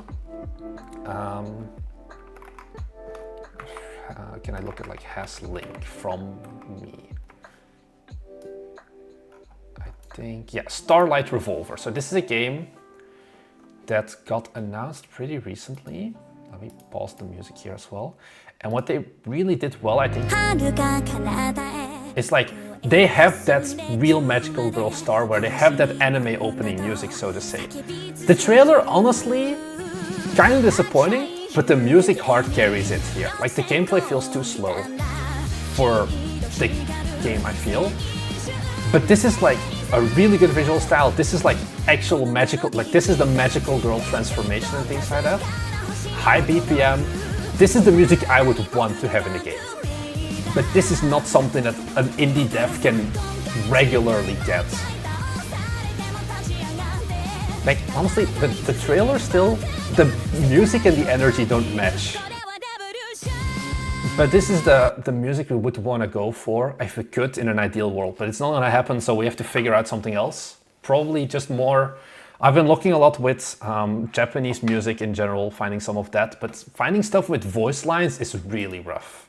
And also, I don't know if I want to have voice lines either, so yeah. Good news is our game is going to come out before Starlight Revolver at least, so we don't have to worry about that, but this is a good example of like what ideal music would be. So let's start that again. On Fiverr you can hire people for anime like opening songs. I think it's gonna be too expensive. Also like probably not worth it right now. So we'll figure it out some way. Okay, we're going back to the beaver thing maybe as well. Just go back to the rabbit. If you think a rabbit can't chew a beaver, look up the biggest rabbit in the world. I think it's Belgian rabbits as well. Like it's called no, Malinois is the dog. Biggest rabbit breed.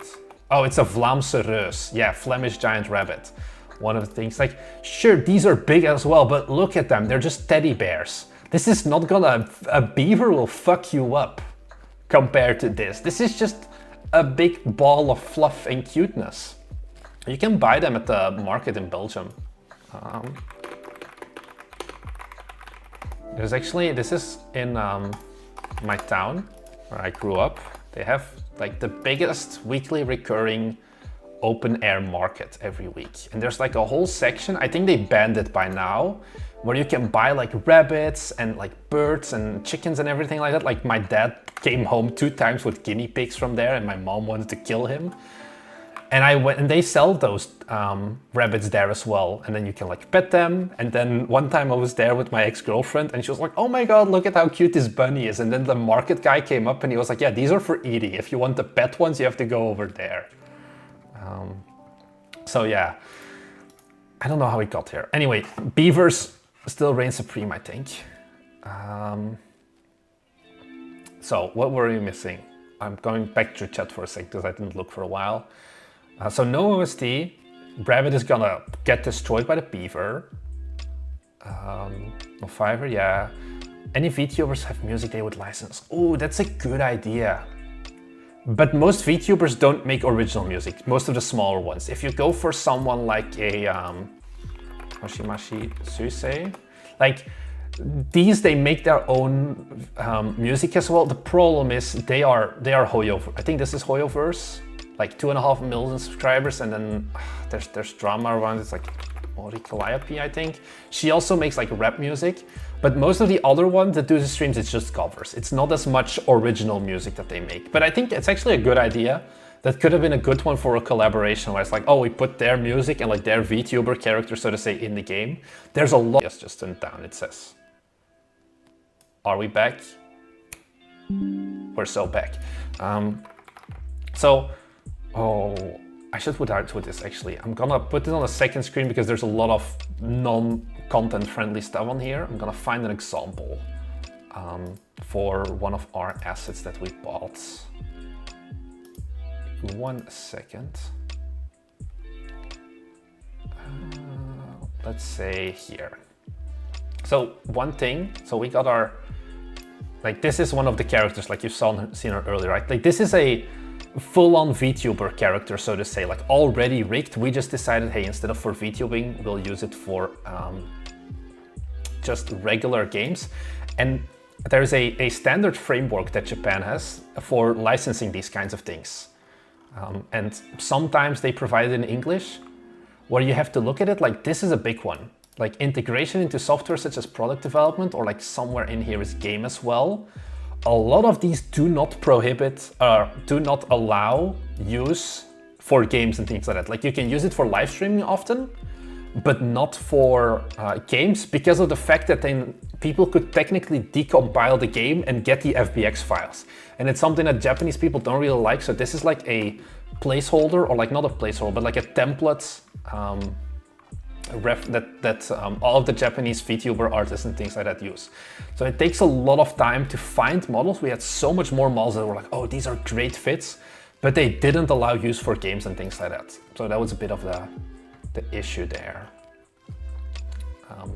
Anyways, I'm still not on track on the thing. Someone also asked me, how did you get your English speaking to this level as a non-native speaker? I'm technically kind of native. My dad, like both my parents are 100% Belgian, 100% Flemish, never left their hometown or whatever. But my dad just was like, I'm gonna teach, like I'm gonna raise him in English, because he spoke pretty good English. So until I was 12, he spoke to me English every day. And like everyone in my family was like, why the fuck are you speaking English? Because everyone is Dutch in my family. Everyone. A 23andMe test will be 100% like in a 10-kilometer radius in Belgium, basically. But because he was like, no, I'm gonna teach him English. So he like taught me, like everything he did was in English with me. And then from the age of 8, I was on YouTube. There's videos of me when I was 8 making videos on YouTube already. I was reviewing like Lego sets. And that's kind of where it just came from. So it's also, I think, why I have a bit of a weird accent, because I don't have a regional accent. It was up until 12, whatever my dad spoke, and then it's just a mismatch of like all of the YouTube content that I watched. Also, what would it take for me to start working in your studio? I'm a programmer. It's not gonna happen because we honestly don't need more programmers. Okay, we got the rabbit. Rabbit would be less aggressive, yes. I've seen the review videos. Oh yeah, the Lego one, right? So yeah, ballpark, how much have you spent on assets for this project? Do you start with white box environments or go straight to visual design? Honestly, we don't do gray box, white box. Like, we don't have time. Ballpark, how much did we spend on this? I think in assets...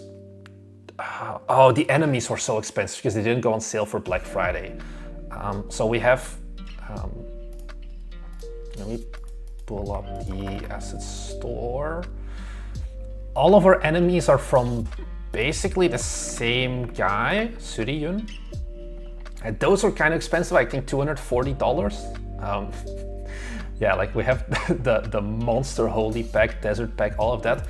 I do think they very much fit they do fit the Magical Girl vibes, because Magical Girl enemies always look a bit like kind of that mix of cutesy, but still like it's like a teddy bear that's corrupted and things like that. These ones, they didn't go on sale. They don't go on sale, I don't know. So we had to pay, I think in total $230 for that. And then the two environments were, I think about $50 each. The texture one was $15 and then the trees one was $25. And I think that's all that we've had to spend for this game specifically. So yeah, are you gonna co-stream the Game Awards tomorrow? We consider that. The problem is it's at like 2:30 a.m. and there is just no way that I'm gonna wake up to look at how Elden Ring is gonna win once more, because I don't know, Jeff Keighley doesn't want certain games to win. So yeah, we have need for 2D graphic designer or artists. Like, could we use them? Yeah, but do we have money for it? And do we have the capability for it? No. So not really. So yeah, it's very much like, especially like the trees, I only bought like 3 days ago, I think. Same with the terrain textures, because before then we had other terrain textures a bit brighter, but I didn't like it. And then the trees were static. Like, you can very much see the difference here. These are actually some of the old trees that I haven't gotten rid of yet. These were the trees that came with one of the Japanese assets, but they don't pop as much as these ones. And like, maybe, sure, these are maybe a bit too extreme almost, but I very much prefer these very green lush trees over like these maybe more realistic ones. So yeah.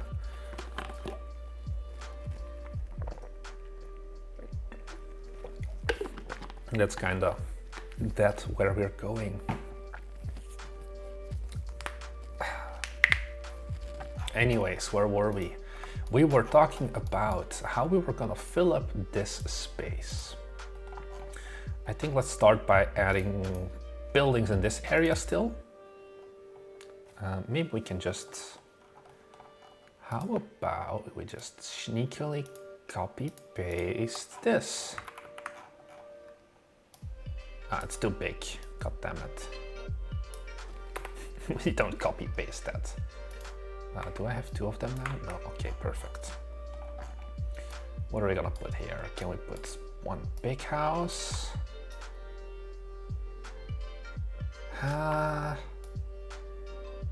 Yeah, I'm gonna do one big house and then have a car parking spot supposedly next to it. And then there's this thing where I think it's like an extension that we can put next to it. Too bad that the backside is kind of different though, but I think this can work still. Minus 80, let's just give this also a minus. Okay, let's not give this a minus 80. A minus 170. Oh, minus 170, I should line up. And then we just fill up the rest with trees on the outside here, I would say. This part is sectioned off, so maybe I actually want to make a little fence here already. Why does this house not connect anymore? Oh. Oh well. How did you make the curvy roads? What curvy road? This is just from the asset pack and kind of like mix and matches. It takes a bit of fighting, especially with like if you want to align these sidewalks with the curvy roads, but it's just finding like the asset packs. The light game streams could use some foam tricks to make them more fluffy. I don't know what that means even. So what pack had the realistic trees? Oh, you're talking about these ones? I think that is from Japan countryside. Nature. Is it this one? Yeah, it's this one. I actually don't like the asset pack that much. Because it's here, Japan countryside, this one. The screenshots look very different than the actual game. I felt almost bamboozled. We had to do a lot of work to get, yeah, we bought it on sale. We didn't pay 70 bucks for this. But the screenshots make it look much more stylized than it is in reality. If you look at the trees, like they have a lot of shading and things like that, and there's no explanation on how they reproduce these visuals, so to say. Like it does look good. I do think it looks good, but the visuals in engine versus the screenshots are completely different. But yeah, the trees are from this one. But yeah, I don't know if it's worth spending this much money just to get some trees. How about a Sega-inspired arcade in which you have bite me game machines, in which the player can interact with and play unicycle playtime? My guy, have you seen the game we're making? There's no indoors. There's no.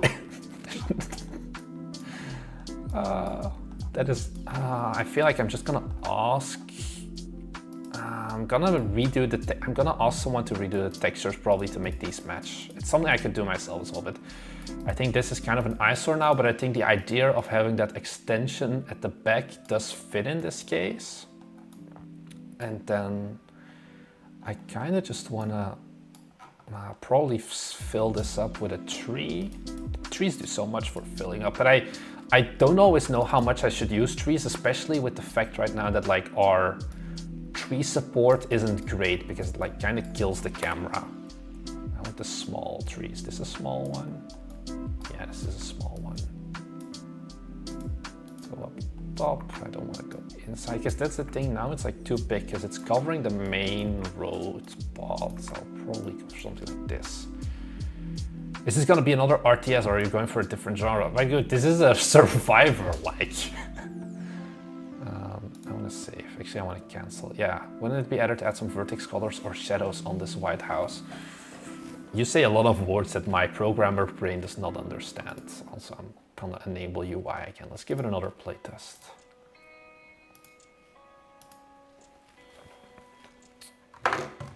So yeah, we're kind of realizing that even though we're programmers, it doesn't mean that RTSs are the best genre for us. I'm gonna go tank now. Because she's like stronger to survive. She does more upfront, like DPS. Like she can one-shot basically anything. Okay, so this is blocked off. Actually, maybe I'll extend this because it feels a bit silly with like how small it is. Almost like the player can almost go through there as well.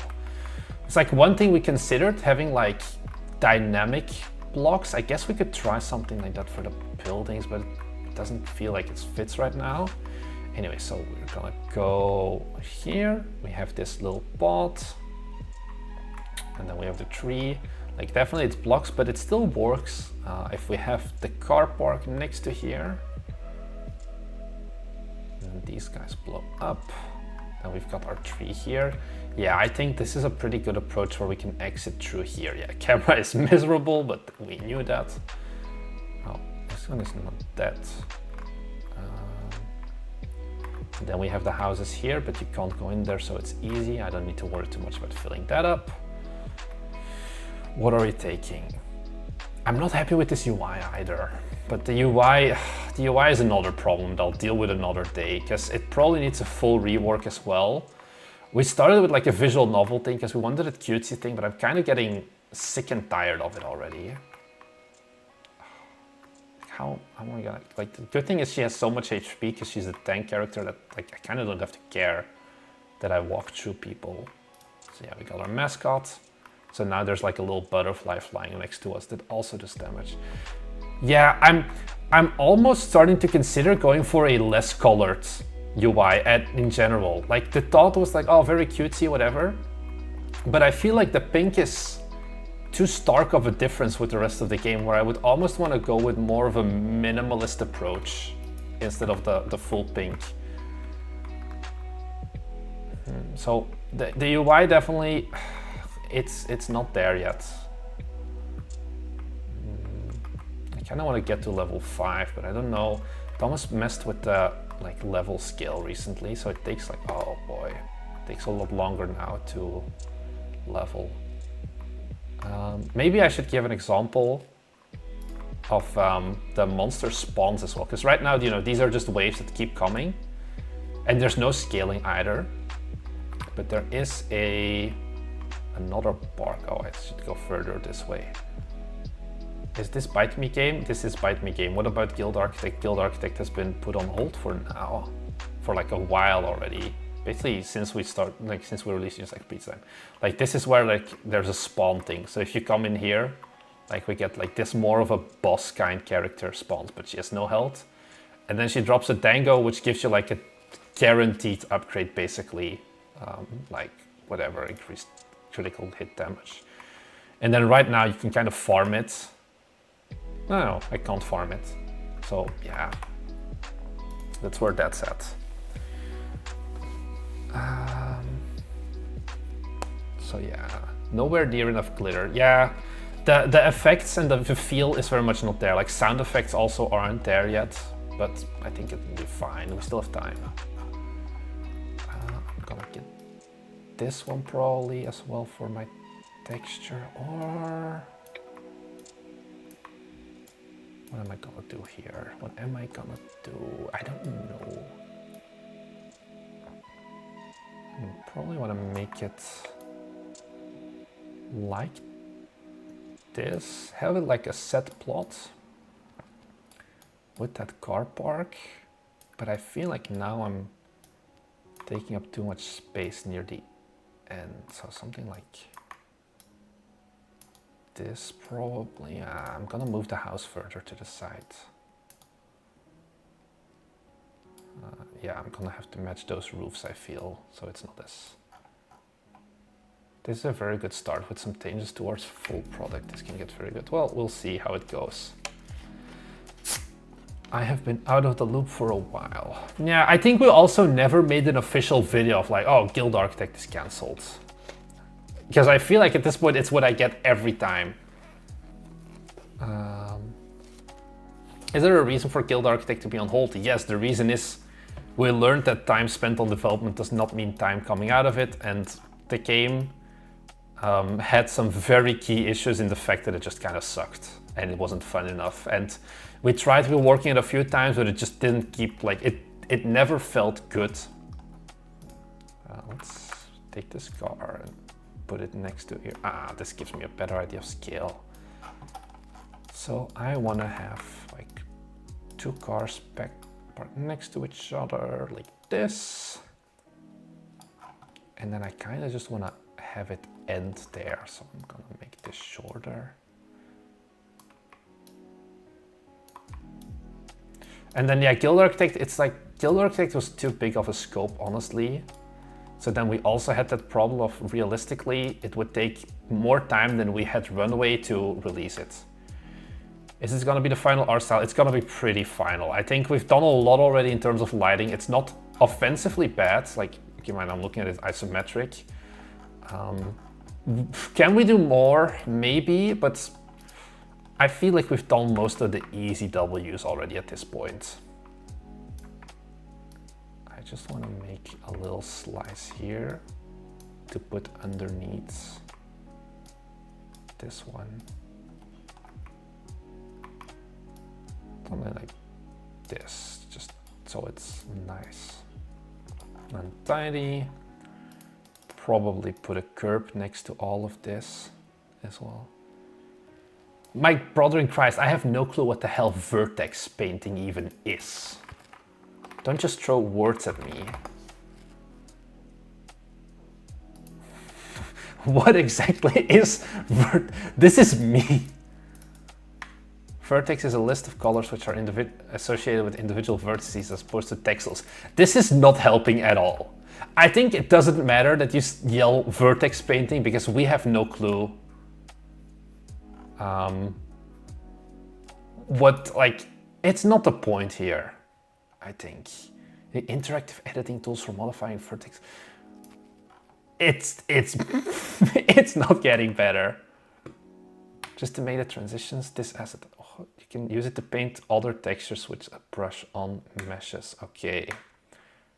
DRG, what is DRG, guys? No, not everyone is as 5 million trillion IQ as you. I feel like that yellow thing on some enemies looks like gold you have to collect, so more than the actual collectibles. What? One magical girl range, Deep Rock Galactic. That is the full game or the Survivor one? Because they also have a Survivor like moss on a rock. Ah, so it's basically just painting. Yeah, guys, he's a programmer. Stop asking these art design. Yeah, I think it all looks pretty solid.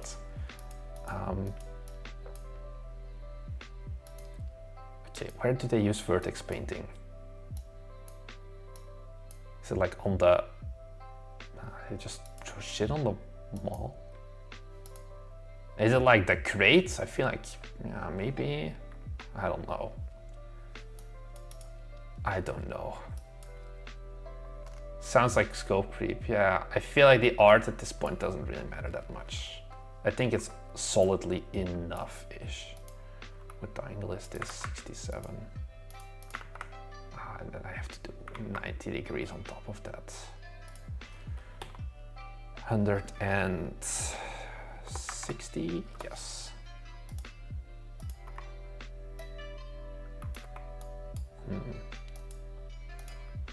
6.9.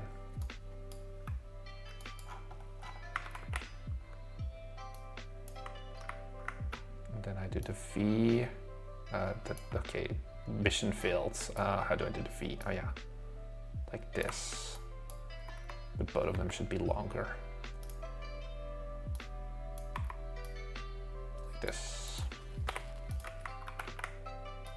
And then like this. It's too long. This one can go further back. Which game is this for? Magical Girl Guardians. Are you playing on anime shaders for the looks? So we experimented with, because there was a shader we used for Guild Architect, because we wanted an anime style there, right? It was a Quibbly shader. This one. Because this was once again kind of a letdown of how like this is like very much like that Quibbly style. But we've worked with it for Guild Architect, but it kind of didn't do what we wanted from it. There were some issues with the rendering and things like that. I don't know. Our art interns, they did this and they were like, yeah, actually there are these reasons. And we didn't like that the way it did outlines and things like that. We tried it as well here, but I think we're using Liltoon for a lot of the stuff now. And then a mix, yeah. Yeah. There are assets that help you vertex paint in engine way easier, but I don't know if it's really needed, honestly. Because at the end of the day, I'm scrolled in very deeply right now. You're not gonna see this level of detail in game most of the time because it's top down, single angle.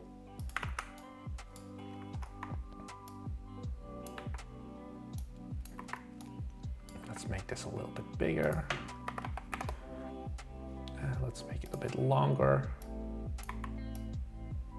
Like, is this the perfect thing? No, but it's close enough, I think. Show your game if you feel like you're better than me. Some guy got salty at me and he was like, oh my god, it's clear to see these guys have no idea of like visuals in games. And then I like looked up his name on itch.io and I was like, bro, you have no right to talk, shut the fuck up. And I banned him. Am I evil? Maybe. It's just I'm sometimes tired of it. Because it's like, if you're complaining about, oh, these guys have no art vision and all your games are just default asset packed like pixel art, like shitty games, it's like, sorry bro, but your opinion is invalid. So that's my little rant of the day. I guess I want to do the V thingy here as well. Oh, no, the V thingy did not want to be done here. Now, okay.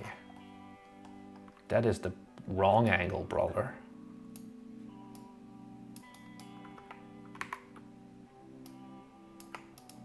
feel like I'm just talking. Have I gone fully psychotic? Honestly, I'm just placing down like, is this gonna be too long?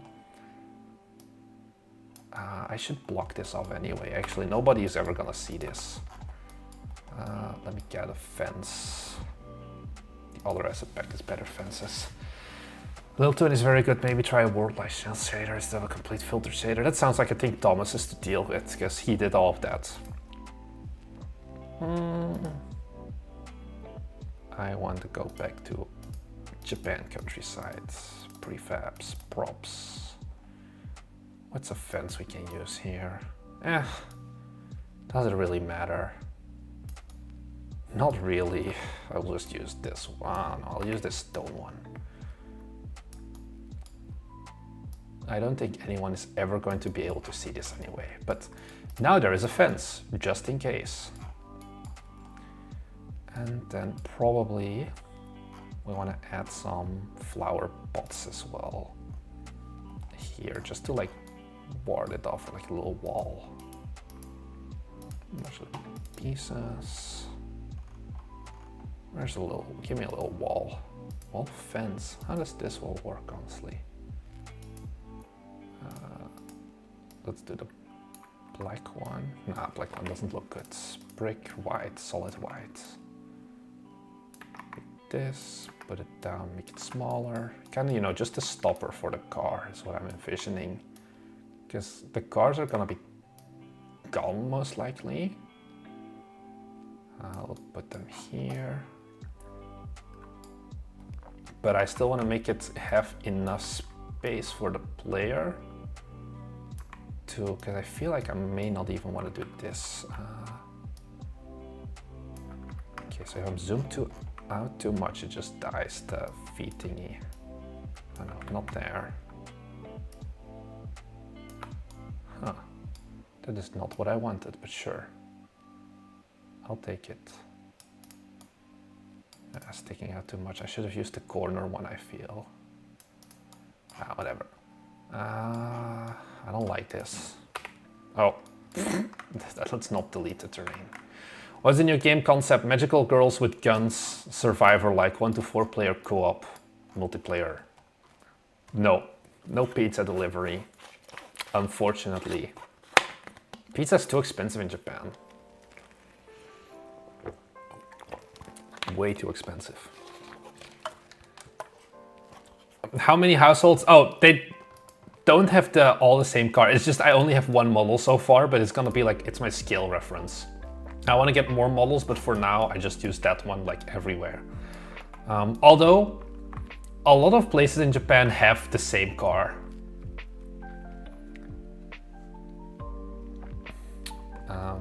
I love Japanese skate cars, honestly. They're honestly also much roomier than you think. Like these ones, because they have like yellow license plate, because they have like a 600cc engine, but it's still, this is like, it's to the centimeter, the absolute biggest car you can have with like the reduced tax bracket. I love these. I've driven in them a little bit, but there's no K car asset packs. I looked for those, but it's just too niche. So I don't know if I want to have a little K car because it would make it so much better in the game, or like, you know, one of these little cute things, but there's no assets for it really. That's the problem. Like you can find like the 86 assets, like, you know, the tofu, because this is a very popular one, like the initial D one. But I kind of just want like, you know, the Toyota Crown. It's like a Japanese car that you see a lot there. Like this is like, this and the Prius are probably some of the best selling cars in Japan that are not the K cars as well. So yeah, finding those, like finding lore accurate cars has been a bit of an issue because, you know, nobody in Japan drives the all new Ford F-150 Super Duty military grade pickup truck or something. And yeah, sure, there's models for that, but that's not what I really want. I'm gonna put flower pots here to once again like mark the end. I think we had some flower pots here, yeah.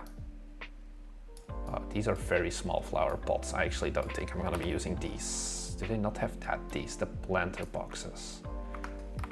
Maybe I want the black ones. Oh, these are also so small. Whatever. YOLO, you only live once. So that's why you should subscribe to our Patreon. Because otherwise you'll miss all the valuable content. Something like this, and then I'll get rid of the cars again. Now it feels kind of empty. So I'm gonna add... I guess I could technically leave them. I feel like I should add like some bushes here. Just to, because this is like a weird corner now. That's like too sharp prefabs. How about I just add one of these here to kind of get rid of the sharpness, add some feng shui to the entire thing. And let's add some grass around here as well. Perfect, absolutely not, but it gets the job done. Will you do any playtesting before releasing the game? Yeah, I want to do one early next year. We're planning to release it in February. I think this is gonna be a pretty well-received playtest because I do think the game is generally good. I have a lot of fun with it. This is gonna be a shooter, yes, but it's like it's kind of a also like it's a survivor-like, but you still have a little bit of the twin-stick shooter because the true automations that you see with a survivor-like, where you don't have to aim either, those only come at level 3 right now when you unlock your mascot, which is when the survivor-like thing comes in. That's a bit of a difference as well between our game and most of the traditional survivor-likes. Yeah, this feels like it has enough space still, but it makes sense to why it's kind of closed off. Yeah, ignore the fact that like they walk through everything because I haven't rebaked in the meshes. You tripled the dev time from UPT? Yeah, because UPT had an unhealthy dev time. I crunched too hard on that one. Did the assets come with jiggle physics? No. So there's only one character right now. There's an asset. We do have jiggle physics here. We need to add it on the other character still. Maybe not on the lolly. I mean, there's nothing to jiggle on this one. But it's an asset called Dynamic Bone. Dynamic Bone. Thomas did it one day. I've been asking him to do more because what it's also supposed to be used for, like Dynamic Bone, I think he talked about it in his Black Friday asset stream, is, for example, right now you see it a lot here. The hair is like completely straight. It doesn't look good. And something like Dynamic Bone allows you to make the hair also move. It's not just for the booba physics. That's just the first thing Thomas did, because it's Thomas. Can you blame the guy? So, yeah.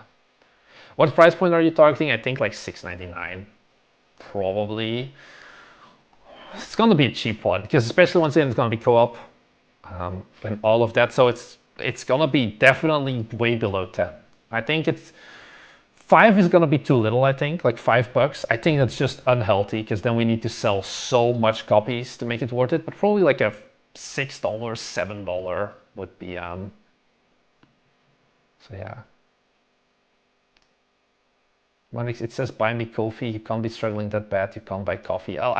It's not coffee. I think no, we don't have the, if you have coffee gold, you can change it to like, oh, buy me a monster or whatever. So yeah, single player, 1 to 4 player co-op.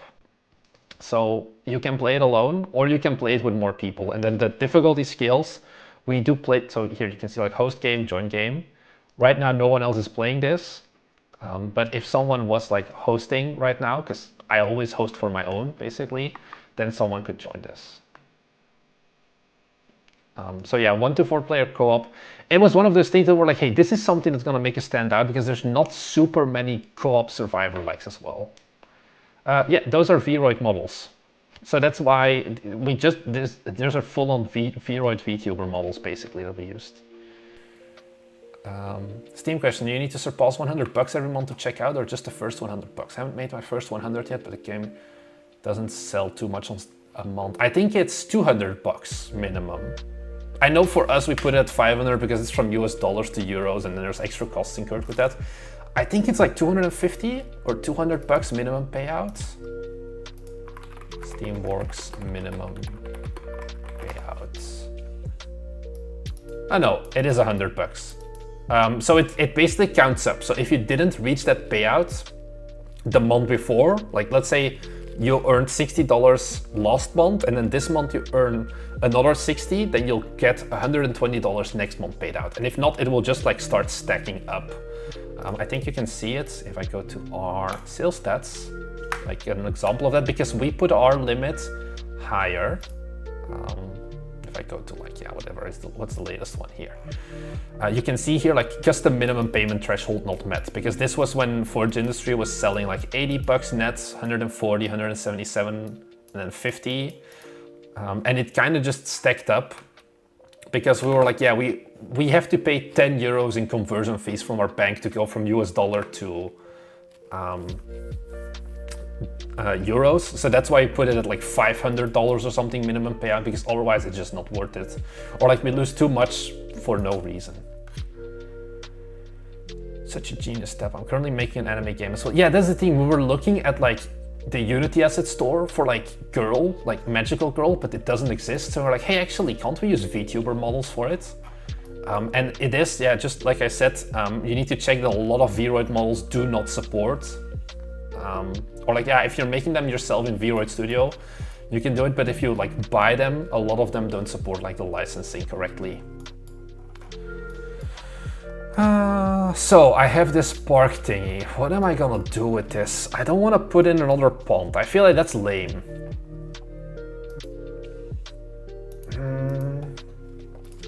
Japan park. Ooh, maybe I could add a cherry blossom street in here. That could be an interesting one. If I take, wait, there's like, what's the, like, I throw in one of their sidewalks, I'll just get the big one. Oh, I don't want to take a screenshot. If I do something like this, like, you know, you have a little bit of a nicer walk, and then, do I have a, I just look up cherry, and then I make like a little bit like, kawaii. This is so cute. Something like this maybe, and that could be a thing, but I feel like this is too small of a space. I do think maybe this could be something to put at another part of the level. Maybe I want to do a river here actually, and have like kind of replicate this thing where we have that. I'm gonna do that, I think. I'm gonna block it out right now before I forget. I'm gonna use the, do they have the white one? Because they have like two versions of the sidewalk. I want the big one, but I don't know if they have curves for the big one. I don't think they do. Oh no. Because you see they have like two sizes in the assets. But they only have curves for the small one. I guess I can just scale up. Ah, this sucks. If I make it size 3. Is this a SimCity-like game? No, this is a survivor-like. I'm just doing level design for it. If I'm gonna scale it up to 3. And then let's try this out. 6.9 is the default height for everything. Is this 6.9? No, this is 6.7. Huh. Should it be lower then? Oh. Fountain? Fountain maybe. Once again, it feels a bit lame though.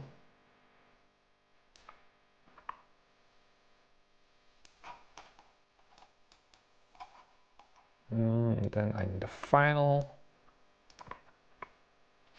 corner. Fun fact, I have never seen cherry blossom season, because I always arrived a week late in Japan. That's my rant. Thanks for coming to my TED Talk. If I do something like this, it's not perfect, but I'm just putting it down so I don't forget. And then I have all the cherry blossom trees here.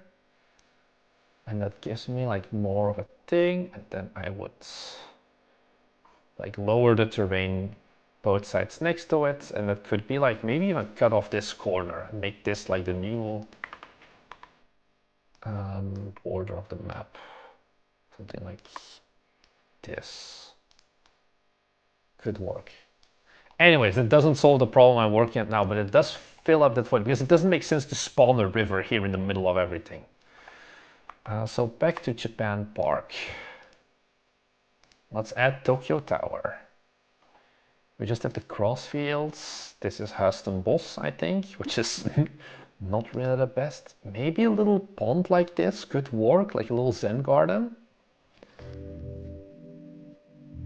Did you consider calling your company Bite Me? There's a short on our channel where we explain why it's not called Bite Me. Basically, it's because Thomas wanted to get laid, so he made his own dating app called Bite Me, and then we just stuck with it. Is this a real picture? This looks AI generated. My God.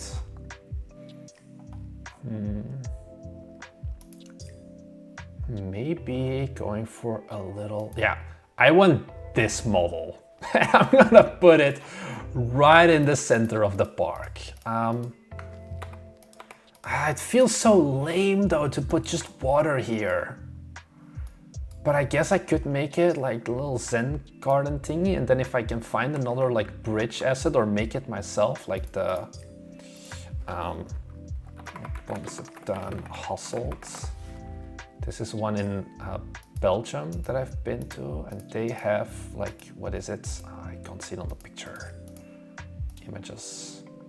I don't know the like traditional name for like, this is just a rock bridge. Yeah, this style of bridge is once again something that, worst case, I think I can model myself, like the flat things. And then maybe have like one of those like crossing over in like a Z shape. Let's go for it. Lower terrain. Let's make the opacity a lot smaller. How? Oh, I'm going up. I want to make it not too big. I'm gonna zoom out a bit so the shadows disappear. Make it like this maybe. I hate like, I don't know why, something with my terrain where it's like super rough. Luckily I can hide most of this. Oh yeah, it automatically has the water already because it's on the full map.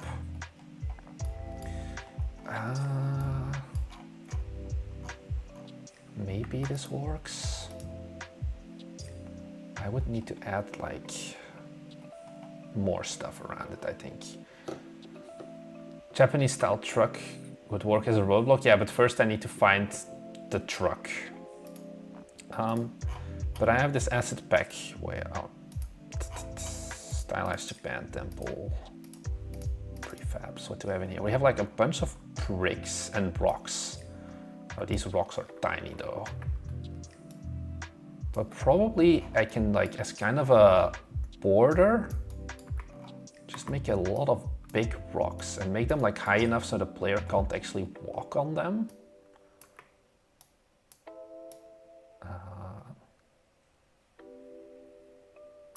Like, I don't know, like this, and have them like all around the pond. Could work, and then like have some of those. I think that's gonna be a good bet for visuals, and then just add some benches maybe.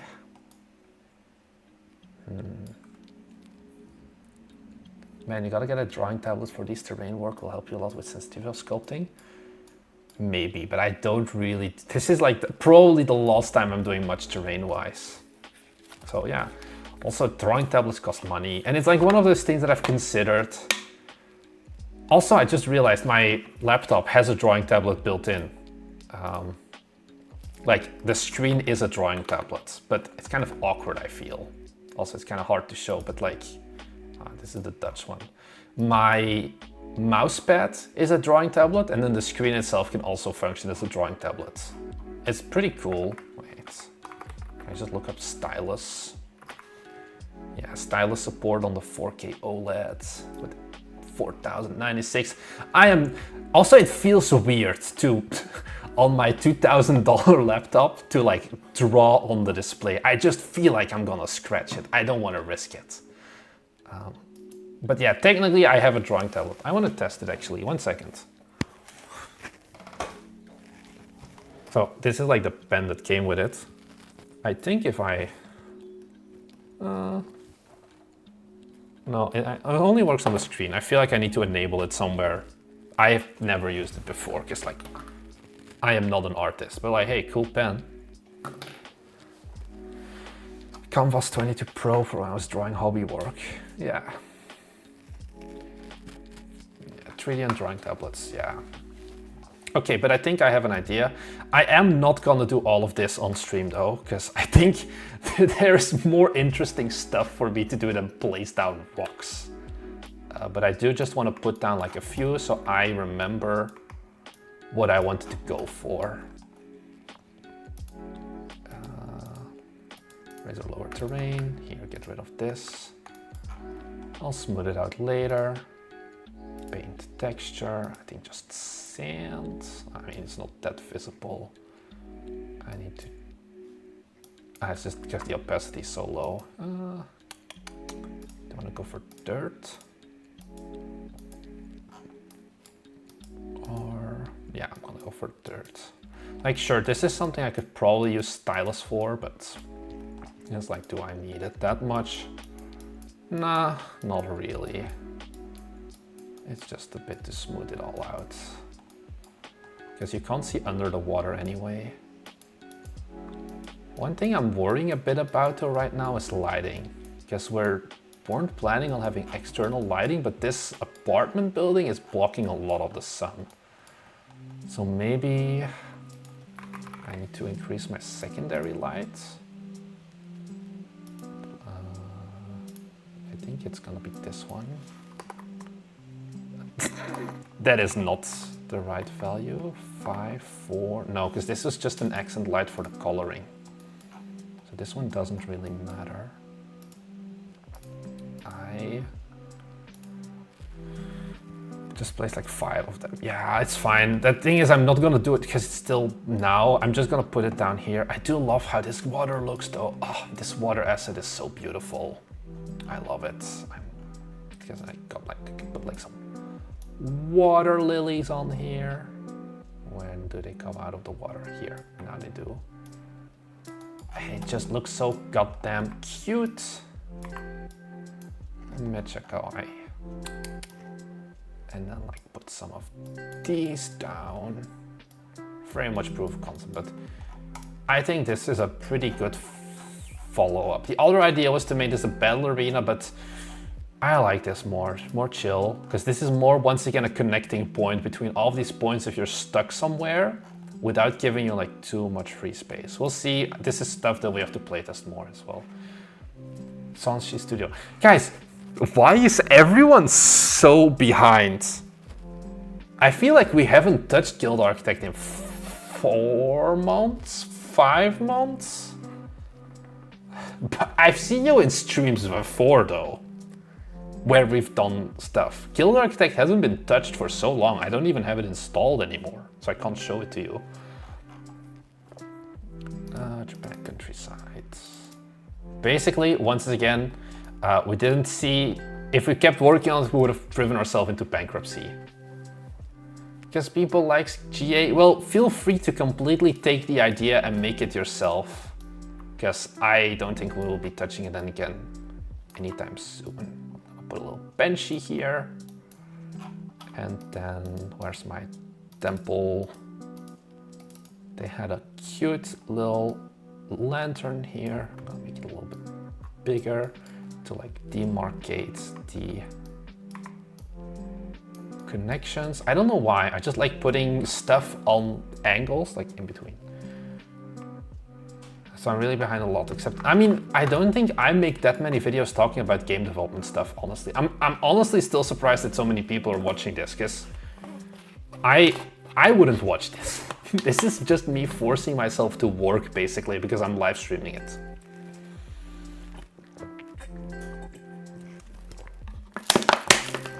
So, yeah, I've only been on streams where you and Thomas were reviewing that stuff. Yeah, that is true. It's like I was saying earlier, we never made an official video of like, hey, we're canceling Guild Architect. because it just seems like obvious to me because I haven't touched it for so long. But I guess, yeah, if you're just tuning in like occasionally, you're not as in the loop, and that's fine. It's my fault. I should have known. I should have known better. I'm gonna adjust this road a little bit so it's more like this and like this, more smooth and a little more center. I don't know what I feel about the back. I think I want to put like a small fence or wall so that players don't try and go in here in this cavity. Actually, I think I can solve it pretty easily by just blocking it up. Idyllic animate BN. Props. We're just gonna put air conditioners here. I feel like this should stop them from being able to enter. That's the wrong axis.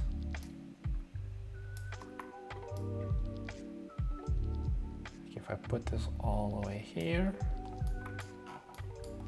and then I duplicate it, put it here, will an enemy, or like, not an enemy, will a player be able to walk through here still? Let's make this a bit taller so it's not as symmetrical. Make this one a bit lower. And then whilst we're at here, just to make it some more variance, let's add a fuse box on here as well.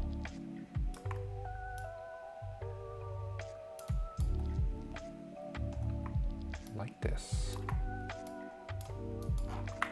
Okay, is my UI enabled? Yes. It's just a chill with morning stream. It is very much chill with me. People are probably expect a video announcement. The thing is, I don't want to keep making them. I'm like, oh, we're canceling another game, whatever. So, yeah, I think we made a Patreon video about it. I'm not sure even anymore at this point. Oh, there's some clipping there. So we got the water. Yeah, we need to get the camera thing fixed. I also need to update the nav meshes, I think, and then why is that not dying? Okay, so can I go through here? No, I think that's perfect. And it tells enough to the player, because houses in Japan, they never touch each other. That is an actual thing. Like, I don't know if they have this angle normally, but they normally never try. There you go, video, games that we abandoned and why.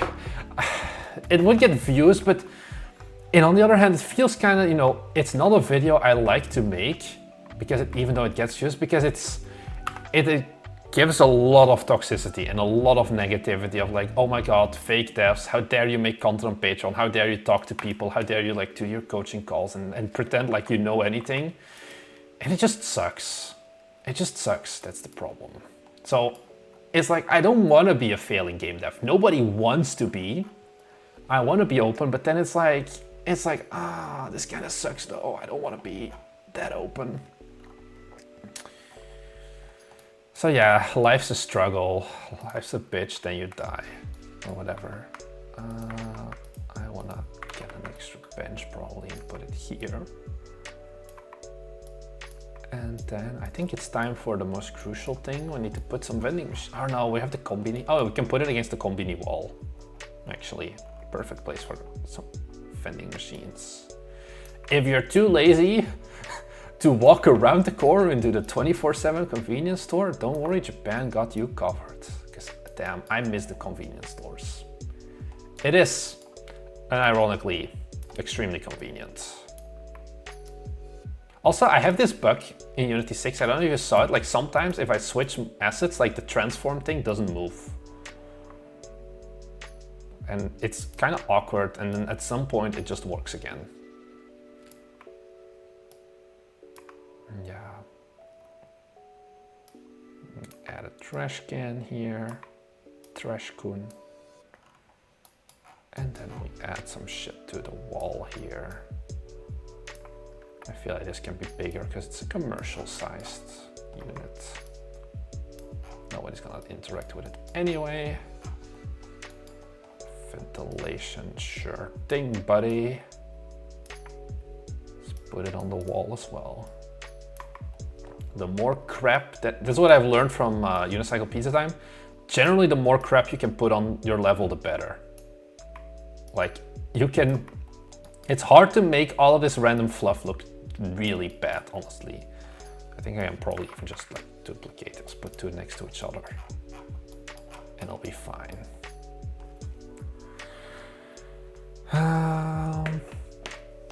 So yeah, hey, even huge studios have to abandon projects sometimes. Yeah, I don't mind. It's just, the problem is, when we made that video, hey, guess who's live right now? Popular. It's like our top 10 video. Yeah, our current game is failing hard, where we talked about scrapping Songs of Everjade because it wasn't getting enough sales performance. This has 57k views. So more people have watched this than are subscribed to Bite Me. So at that point, you're going to get people whose first impression is just, oh, who are these losers? Same with like how successful was our Game Plus? Like, once again, oh my God, you made $1,500, go kill yourself. And that's a bit the problem. And it's like, yeah, these videos perform well, but I don't want them to perform well, almost. But if I don't title it like, oh yeah, we're canceling our game, then none of you guys are watching it either. So yeah, that's the struggle of a game dev. Thanks for coming to my TED Talk. I had some mesh clippings here. I want to make this, why is it clipping? Oh, it's too far from each other. Easy fix. Oh yeah, I can just do the feeding and then like that. Aha. Huzzah, this shouldn't clip anymore. This needs to be more visible though, that we can go in here. How we're gonna do that? Good thing we have a lot of traffic signs.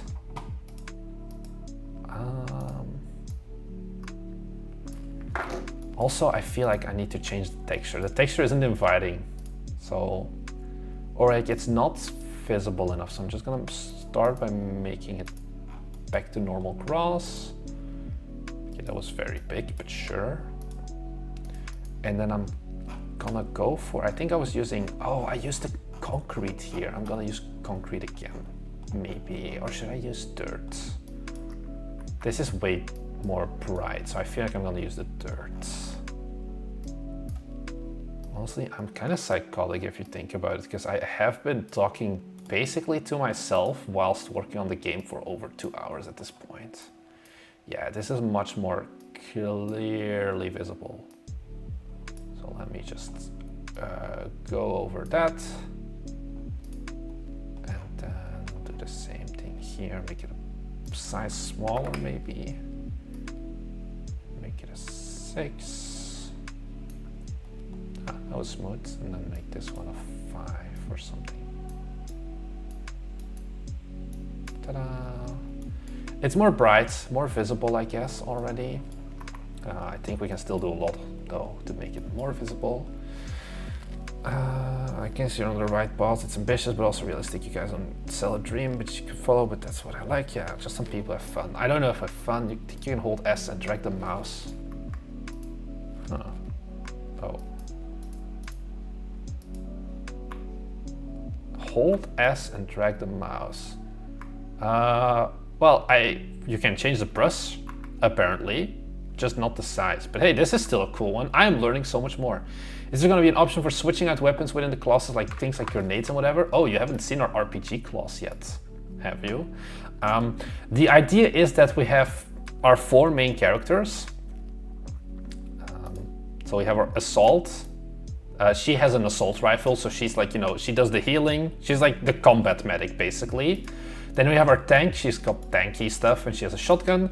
Scout has like SMGs and moves very fast. And then Demolition, this cute little innocent bean, she has a rocket launcher. Is it kind of dumb? Absolutely, but that's why we love this game so much. And the thought is every character, I just pressed space and you saw that circle, right? So every character is gonna have a special ability. So for the Scout, it's dashing.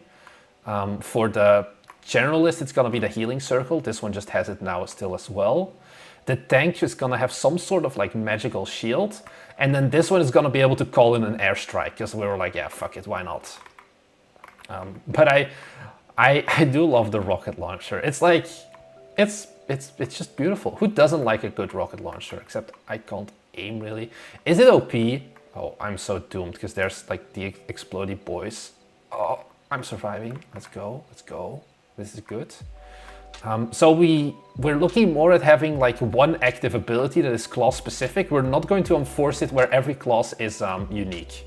So you can play with 2 assault people if you really want to. I'm not the biggest fan of it, but Thomas and William were both like, no, I want to play as like both of them as like tanks. I was more of like, you know, hero shooter style of, hey, everyone has to choose a class. If you're playing with 4 people, there can only be one of each class. But that's gonna be it, and then there's going to be a lot of passive upgrades as well. That's the survivor-like aspect as well. Yeah, the pink UI is still there. Though we do want to have things where, for example, your bullets deal more damage at certain points, or you have more passive abilities where you know your mascot. That is this little thing. It's like a little butterfly, something that is very traditional to the magical girl trope. Is something called a mascot, which is like kind of like this cute little floating animal that's like joins all of the magical girls. So they always have their own mascot, and this is kind of gonna be the thing that does the automation, where it will go and seek out enemies and like attack them, or it has like more of the thing. So at level 3 you unlock the mascot, and right now it's just an extra shooter basically. And from then, yeah, you go into more of that survivor-like, and less into the twin-stick shooter, kind of. So, yeah, hold A for opacity. A. No, that does nothing. This tool has... Oh, I'm looking at terrain. Paint texture. A does nothing.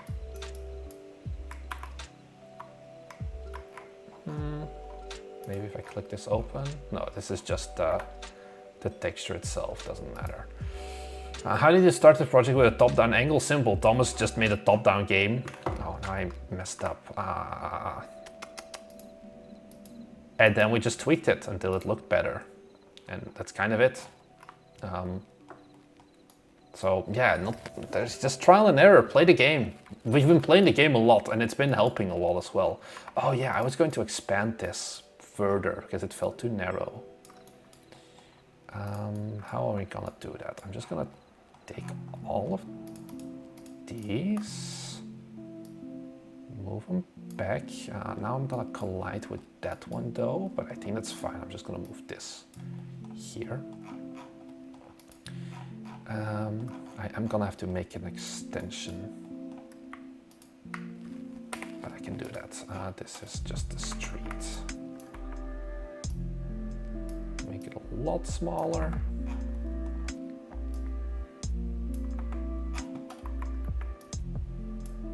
This kind of looks like ass now, because the textures are like different. Oh, actually, I think I can do that. What is it? Tile texture? Can I? Yeah, let's go. Thomas's random scripts for the win. Actually, I think I can do it lazy, and I can do, what is it? This one, and just change this up to here. And right now it looks like ass, right? I get you. I think if I do like this, I can tweak the numbers. So what should I do? 5? Nope. Oh, that's 105. To make the... this matches 3x2. Pretty good. Make this a little bit bigger. Like this. You can barely tell there's a seam. You can definitely still tell, but it's something that I can probably... Oh, I need to go smaller. 2.6.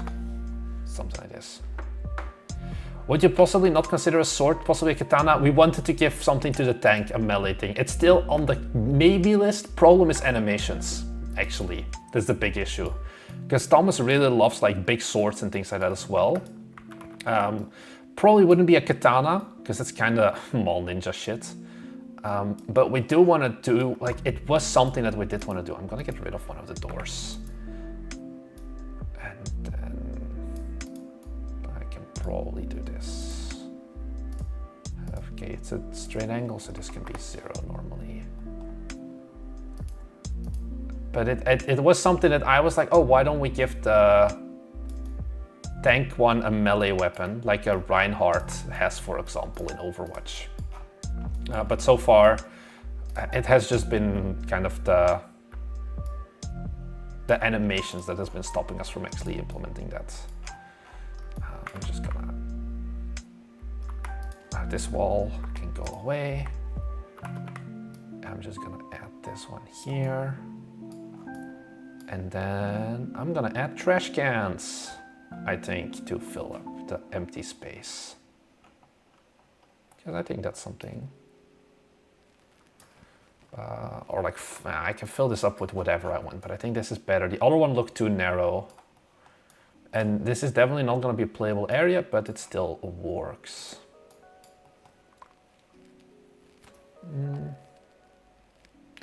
Would a scout not be better with semi-auto sniper? I kind of wanted to get like a tracer very fast and everything like that. Sounds like a Masamune with massive AoE. Isn't the Masamune an item from League? Oh no. I think something like an Odachi probably could be cool. Although I would just want to go for like more of just a giant hammer. I feel like there's a magical girl one. Like one of these styles of hammers I feel like would be more fitting than a katana. You don't really see magical girls wield swords ever. I think it's also kind of a sexist thing because of course famously female like women were always like can never... Japan is very sexist. Did you know that? There are no female sushi chefs, supposedly, or like there are no well-established female sushi chefs because of the fact that, oh, women can't taste on their periods. And because of that, even to this day, basically, you have some female sushi chefs, but it's very frowned upon. They don't get that much respect. So yeah, I'm new here. What kind of game are we making? We're making a magical girl co-op survivor, like 1 to 4 people, kind of like a Vampire Survivors, but it's 3D and it's magical girls with guns. So yeah, getting the big anime hammer would fit better. Problem then is just animations for all of that, really. And we don't really have those right now, so it's kind of working with what we have. That's kind of the issue. What do we do with this little side thing? I feel like this is too open. But I don't know what I would want to do here instead. As like an, I think I'll probably just fill this in with, where is it? They had the flower pots. I'll probably do something similar here. Can I find it? Yeah, these.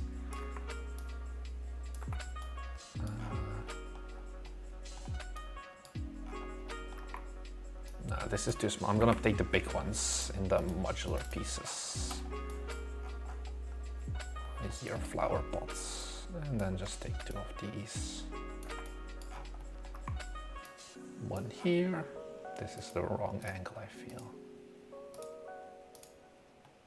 Actually, it is pretty good. So one here, and then one here, and then we'll fill it up at some point. This way I'm gonna make them lower. Something like this. I'll see how I fill them up with flowers, but Hello Kitty signs. Think of small cutscene when they use special ability. We don't have the talent for that. It's like, would it be cool? Absolutely. Can we do it? Absolutely not. Like, no way in hell. So it's the sad truth of being programmers. Like, we want to release this game still relatively soon, so then also, like, all of these things, like, yeah, it's nice, but it's immediate scope creep, and it's like, is someone gonna buy the game just because there's a cutscene that you spent a week on making a hammer? Probably not. Probably you want to make sure that there's more enemies and all of that first. Pet followers, that's the mascot, basically. Theos. set height. This is what I wanted. Yeah. So now I can go and fill these things up a little bit, at least so it's not as low. Not that it really matters that much. I do like how the water just disappears in isometric modes. Makes it all look a lot worse. So we have this. Honestly, pretty good with that. Oh yeah, I wanted to make this more visible as a, hey, you can go in here kind of thing. I think let's start by getting rid of the extended curve. I don't like how it looks. Let's see, what can I match this with that is somewhat close? It would be this one. I don't like that. It's gonna be this one now. I have spoken. Okay. How do we indicate that this is an entrance so it's more visible? Torii gate is lame and too easy.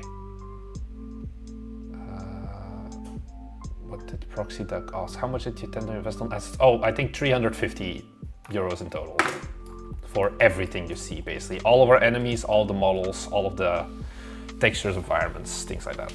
We have disconnected and we should have reconnected. Let's go. Let's go. OBS reconnection successful. How do we do this? I want to indicate that it is a park, that is like something you should go into. It should be inviting. Put 2 trees in the corners. That's gonna be too big. The trees are giant. Like, best thing I could do is like bushes, which is kind of what I do here. Oh well, I don't do it here. Like, I have like little fences, but we don't have as much space to work with here. Okay, we're back. Let's go back into perspective. I think science is gonna be a big one because we have like a whole bunch of science here. Like finding, but these are lame because these are not the right science. They had another one, science and boards. But that's just kombini. Like I could add like an iguchi, like just this. This is just a sign that says entrance. But it's like, it's vague. Like these are decals, not exactly signs. Because I do like maybe if we like pretend this is a store to add some stuff here on the wall as well. This is like specialty sake store, I think is what this means. Pardon my French. This is another one. Like just to show, like add some more depth to it, I guess is what I want. Because right now it's a very sterile walkway. I think if we can fill up this wall with a lot of extra stuff, it would look better. Maybe. Kombini.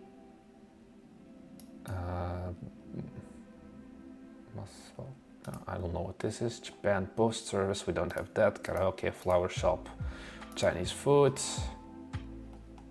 What does this say? Unagi. Maybe we can do unagi. This is more of the sake one, so this is probably one that I want to do.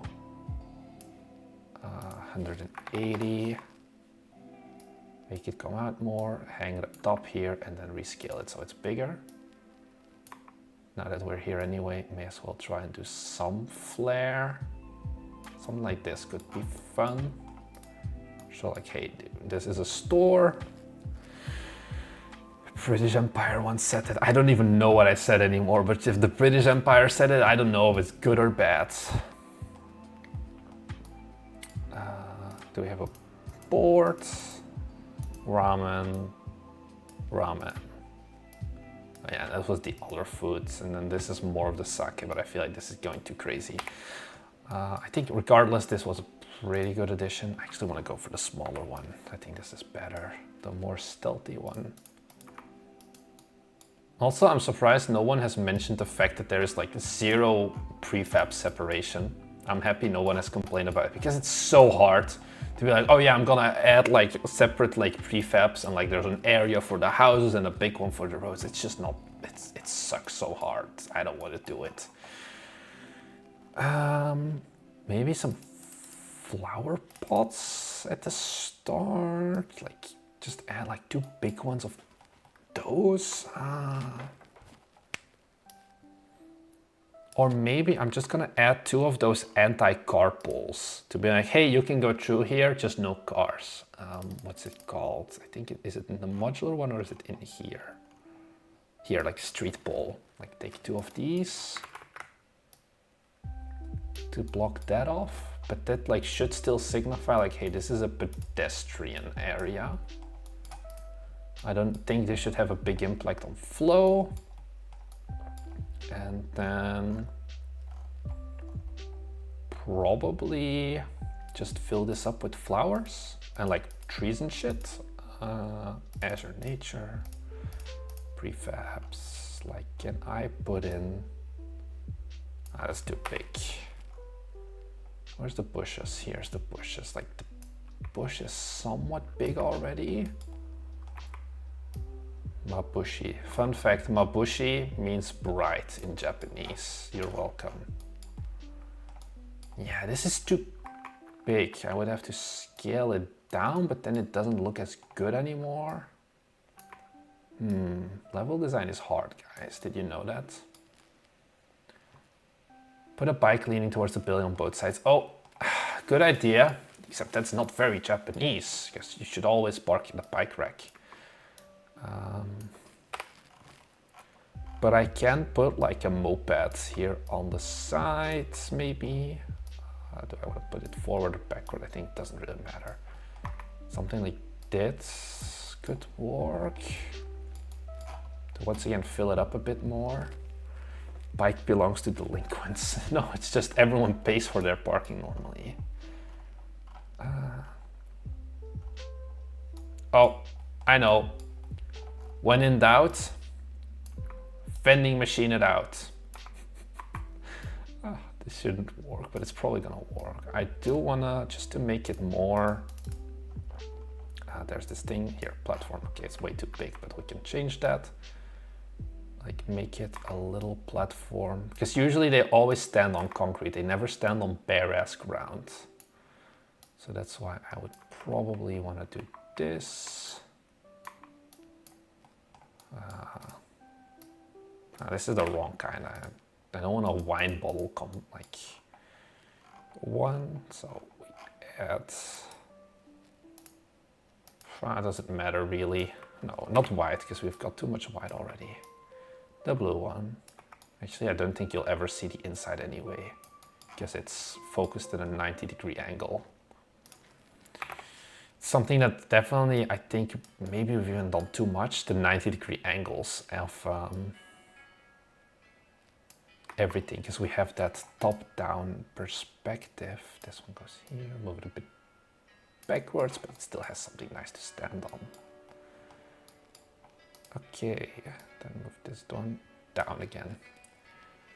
How do you maintain balance when leveling to the enemy scale with the players? The amount of enemy scales with the players. That's kind of how the survivor like works. Like you get more powerful, but the enemies get stronger, get more. Like you get more difficult enemies, and then just more and more. And at a certain point, you'll get swamped, and you can't really do much anymore.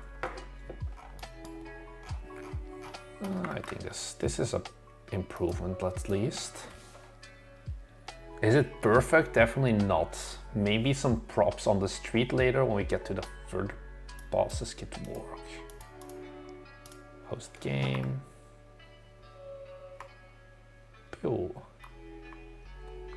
Yeah, this looks much more. I think the poles have helped a lot in like showing that, hey, this is not just an empty spot. You can actually go in here.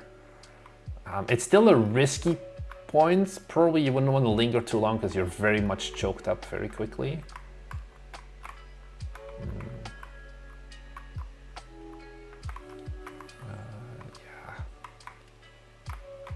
I think right now the balance is very much fucked in the way of it's too difficult, too easy, because you get swamped 25 seconds in. Also because you don't level fast enough. There's a really good video by Indie Game Clinic, I think is his name, where he talks about game design of a survivor-like. I've sent it to Thomas already, he just plainly ignored it.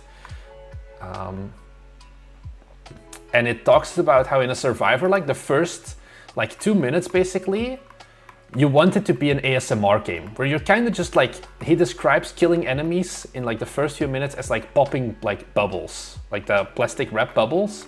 And only later on, once you've gone, like your brain is like, oh, I like popping this. That's where like the feel and sound effects come in, which we don't have that much of yet right now. Only then later on you should scale up the difficulty. Actually, I feel like those poles, yeah. Could they be bigger? I think they're pretty to scale, maybe a little bit thicker, that's it. Yeah, Indie Game Clinic is great, indeed.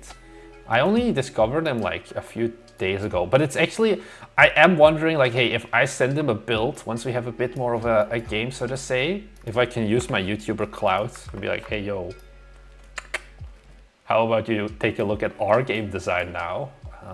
Is something I am definitely interested in, and like, would it be something that he can maybe give us a bit of a special treatment? Who knows? This doesn't work. I think I'm just gonna add an AC unit or something here. Fuse box, is this big? No, this is too small. I want the big one. This is also too small. Give me an air conditioning unit, I guess. AC units.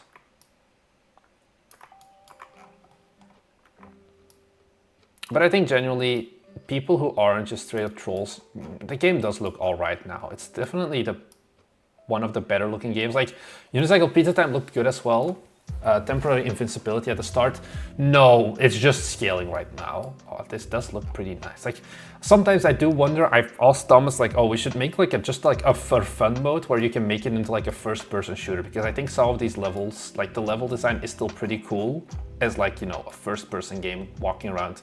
Of course, there's no verticality, no height and things like that.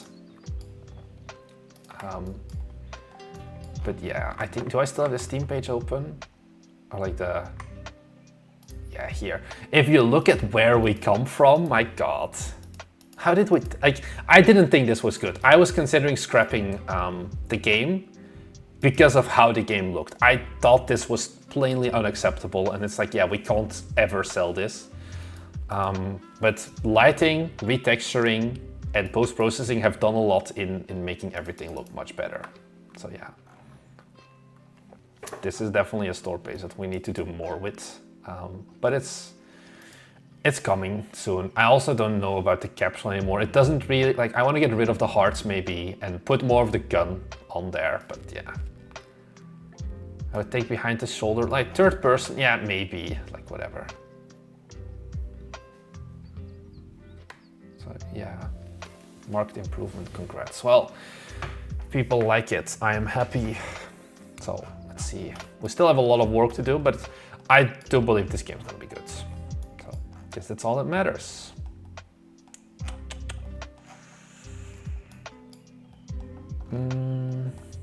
I'm gonna leave the rocks for a layer. I kind of don't want to do more on this area. I feel like I've been doing too much here. Maybe to wrap it up, I'm gonna put more houses down here, but that's all kind of lame. I don't know what I should do as final thing. I kind of want to do like one more thing because we've almost been streaming for 3 hours before I wrap it up. Or maybe I can take a look at the river thing here. That's actually what I'm gonna do.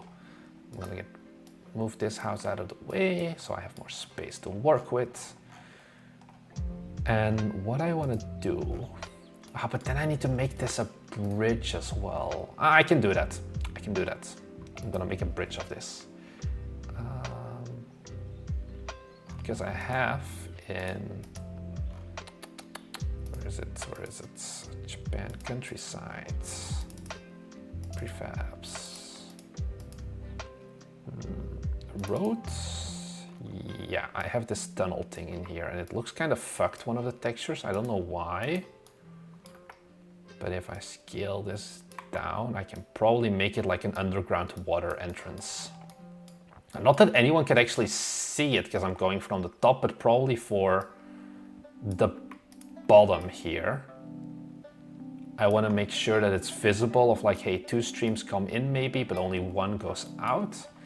So let's just set height, raise or lower terrain. Let's give it a quick idea of what I want to do. Isometric, brush size a bit bigger, opacity a bit lower. Probably something like this. This is pretty extreme already, but yeah, it's too narrow because the trees need to have some space. Is there a difference if I use this one? Yeah, I think I'm gonna be better off with the steep one.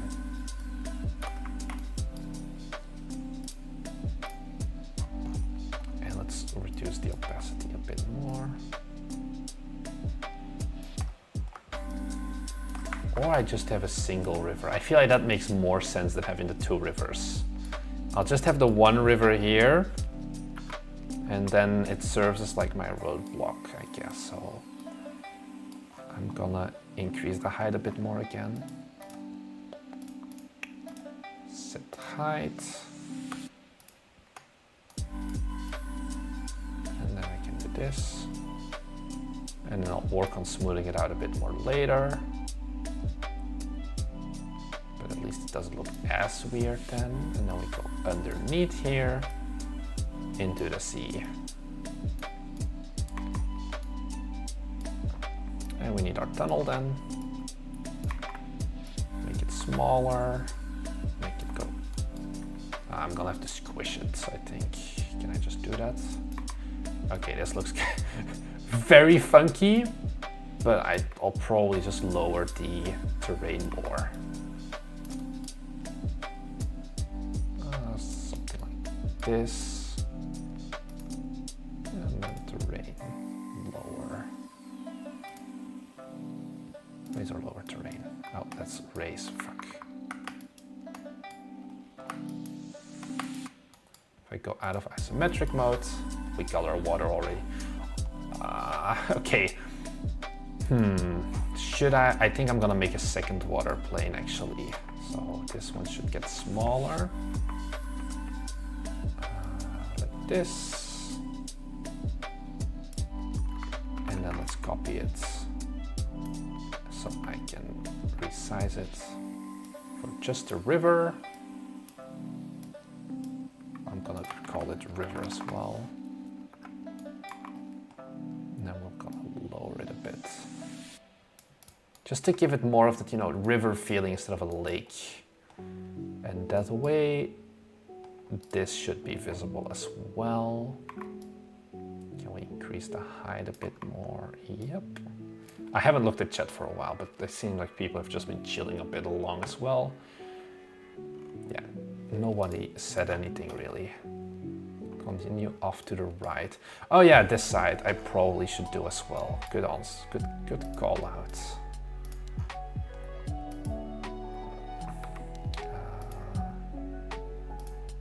Set height.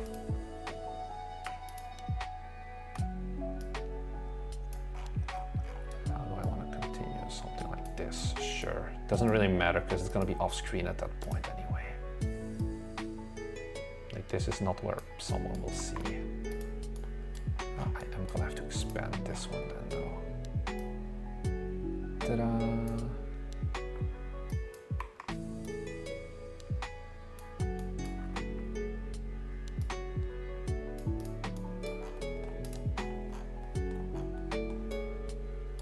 Oh, well.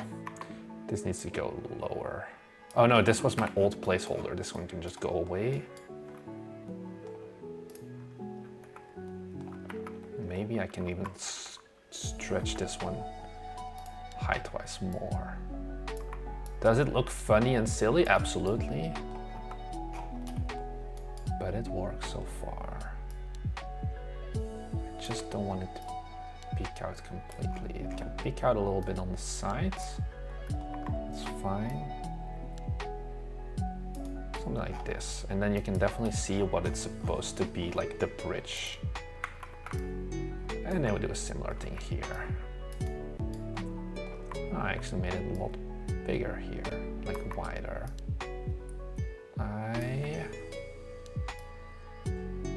I'll live with it.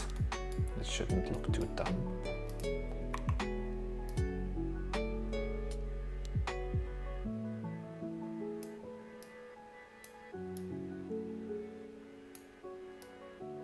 Something like this. I'll smooth the terrain out and things like the texture as well. Let's see. Raise or lower terrain. Make the opacity really small. That is. I don't get it, like my opacity is so goddamn tiny and it's like instant still. Okay, I feel like I'm gonna have to put my water a bit higher. Yeah. How about I just go ISO mode up. And then kind of making,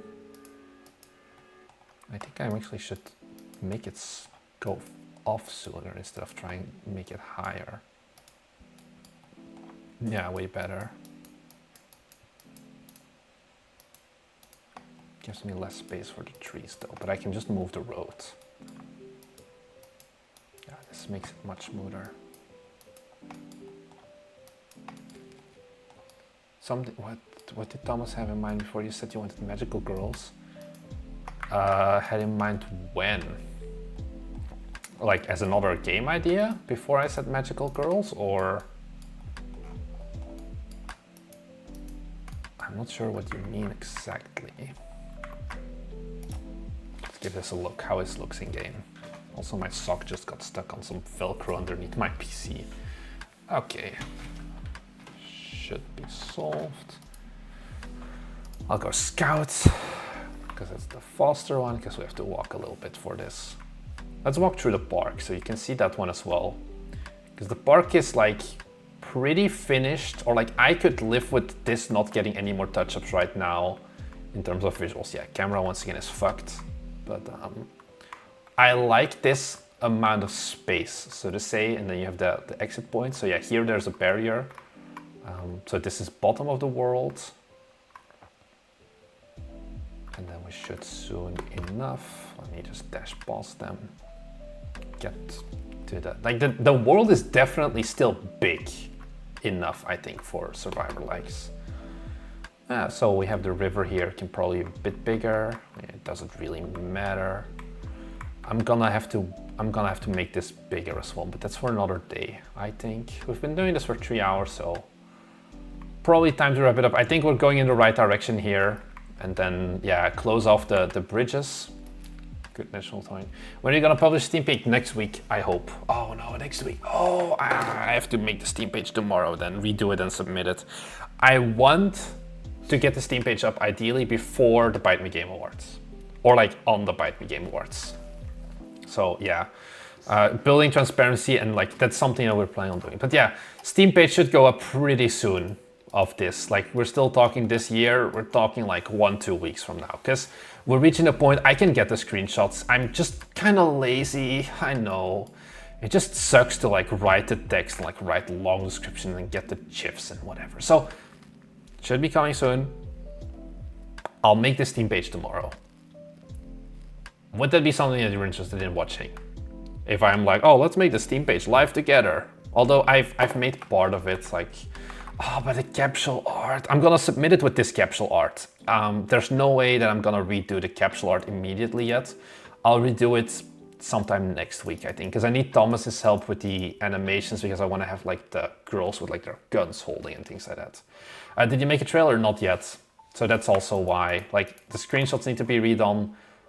This is the description so far. I just had like, oh, I want to have these subtitles, so to say. But we still need to do a bunch of work with this, so not for today. And then, yeah, go through the approval process as well, which takes a few days. Like, tagging is done. Like, the more like this, the Spell Brigade, this is perfect, because this is the other roguelike multiplayer, Temtem Swarm as well. Like, the tagging, I think, is really solid that we've done. Capsule art, it was solid back when I was making it originally, but I don't like this style anymore, like, especially the hard background. I do think the general composition of having the two girls with the text here, but the background needs to go. So yeah, I think with that, guys, or girls, I don't know if we had any girls watching this. Percentually, I don't think. Maybe one girl, but that's it. We have very low female viewership for live streams according to Google or like YouTube Analytics. So with that out of the way, thank you very much for watching the level design stream. I hope you still learned something about it. It was nice to just hear me ramble for 3 hours whilst I was just doing some level design. So yeah, thank you very much for watching. If you haven't done so yet, Bite Me Game Awards, go and vote. I think that's a good one to remind you of. It's a thing. We're hosting an award show next week. Friday is the final. So if you want to vote, you can vote. The URL is bitemegameawards.com. I'll just drop it in chat once more.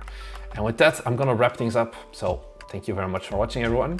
And yeah, go and watch our tier list if you haven't done so yet. So Francois, pleasure doing the stream. Thanks for tuning in.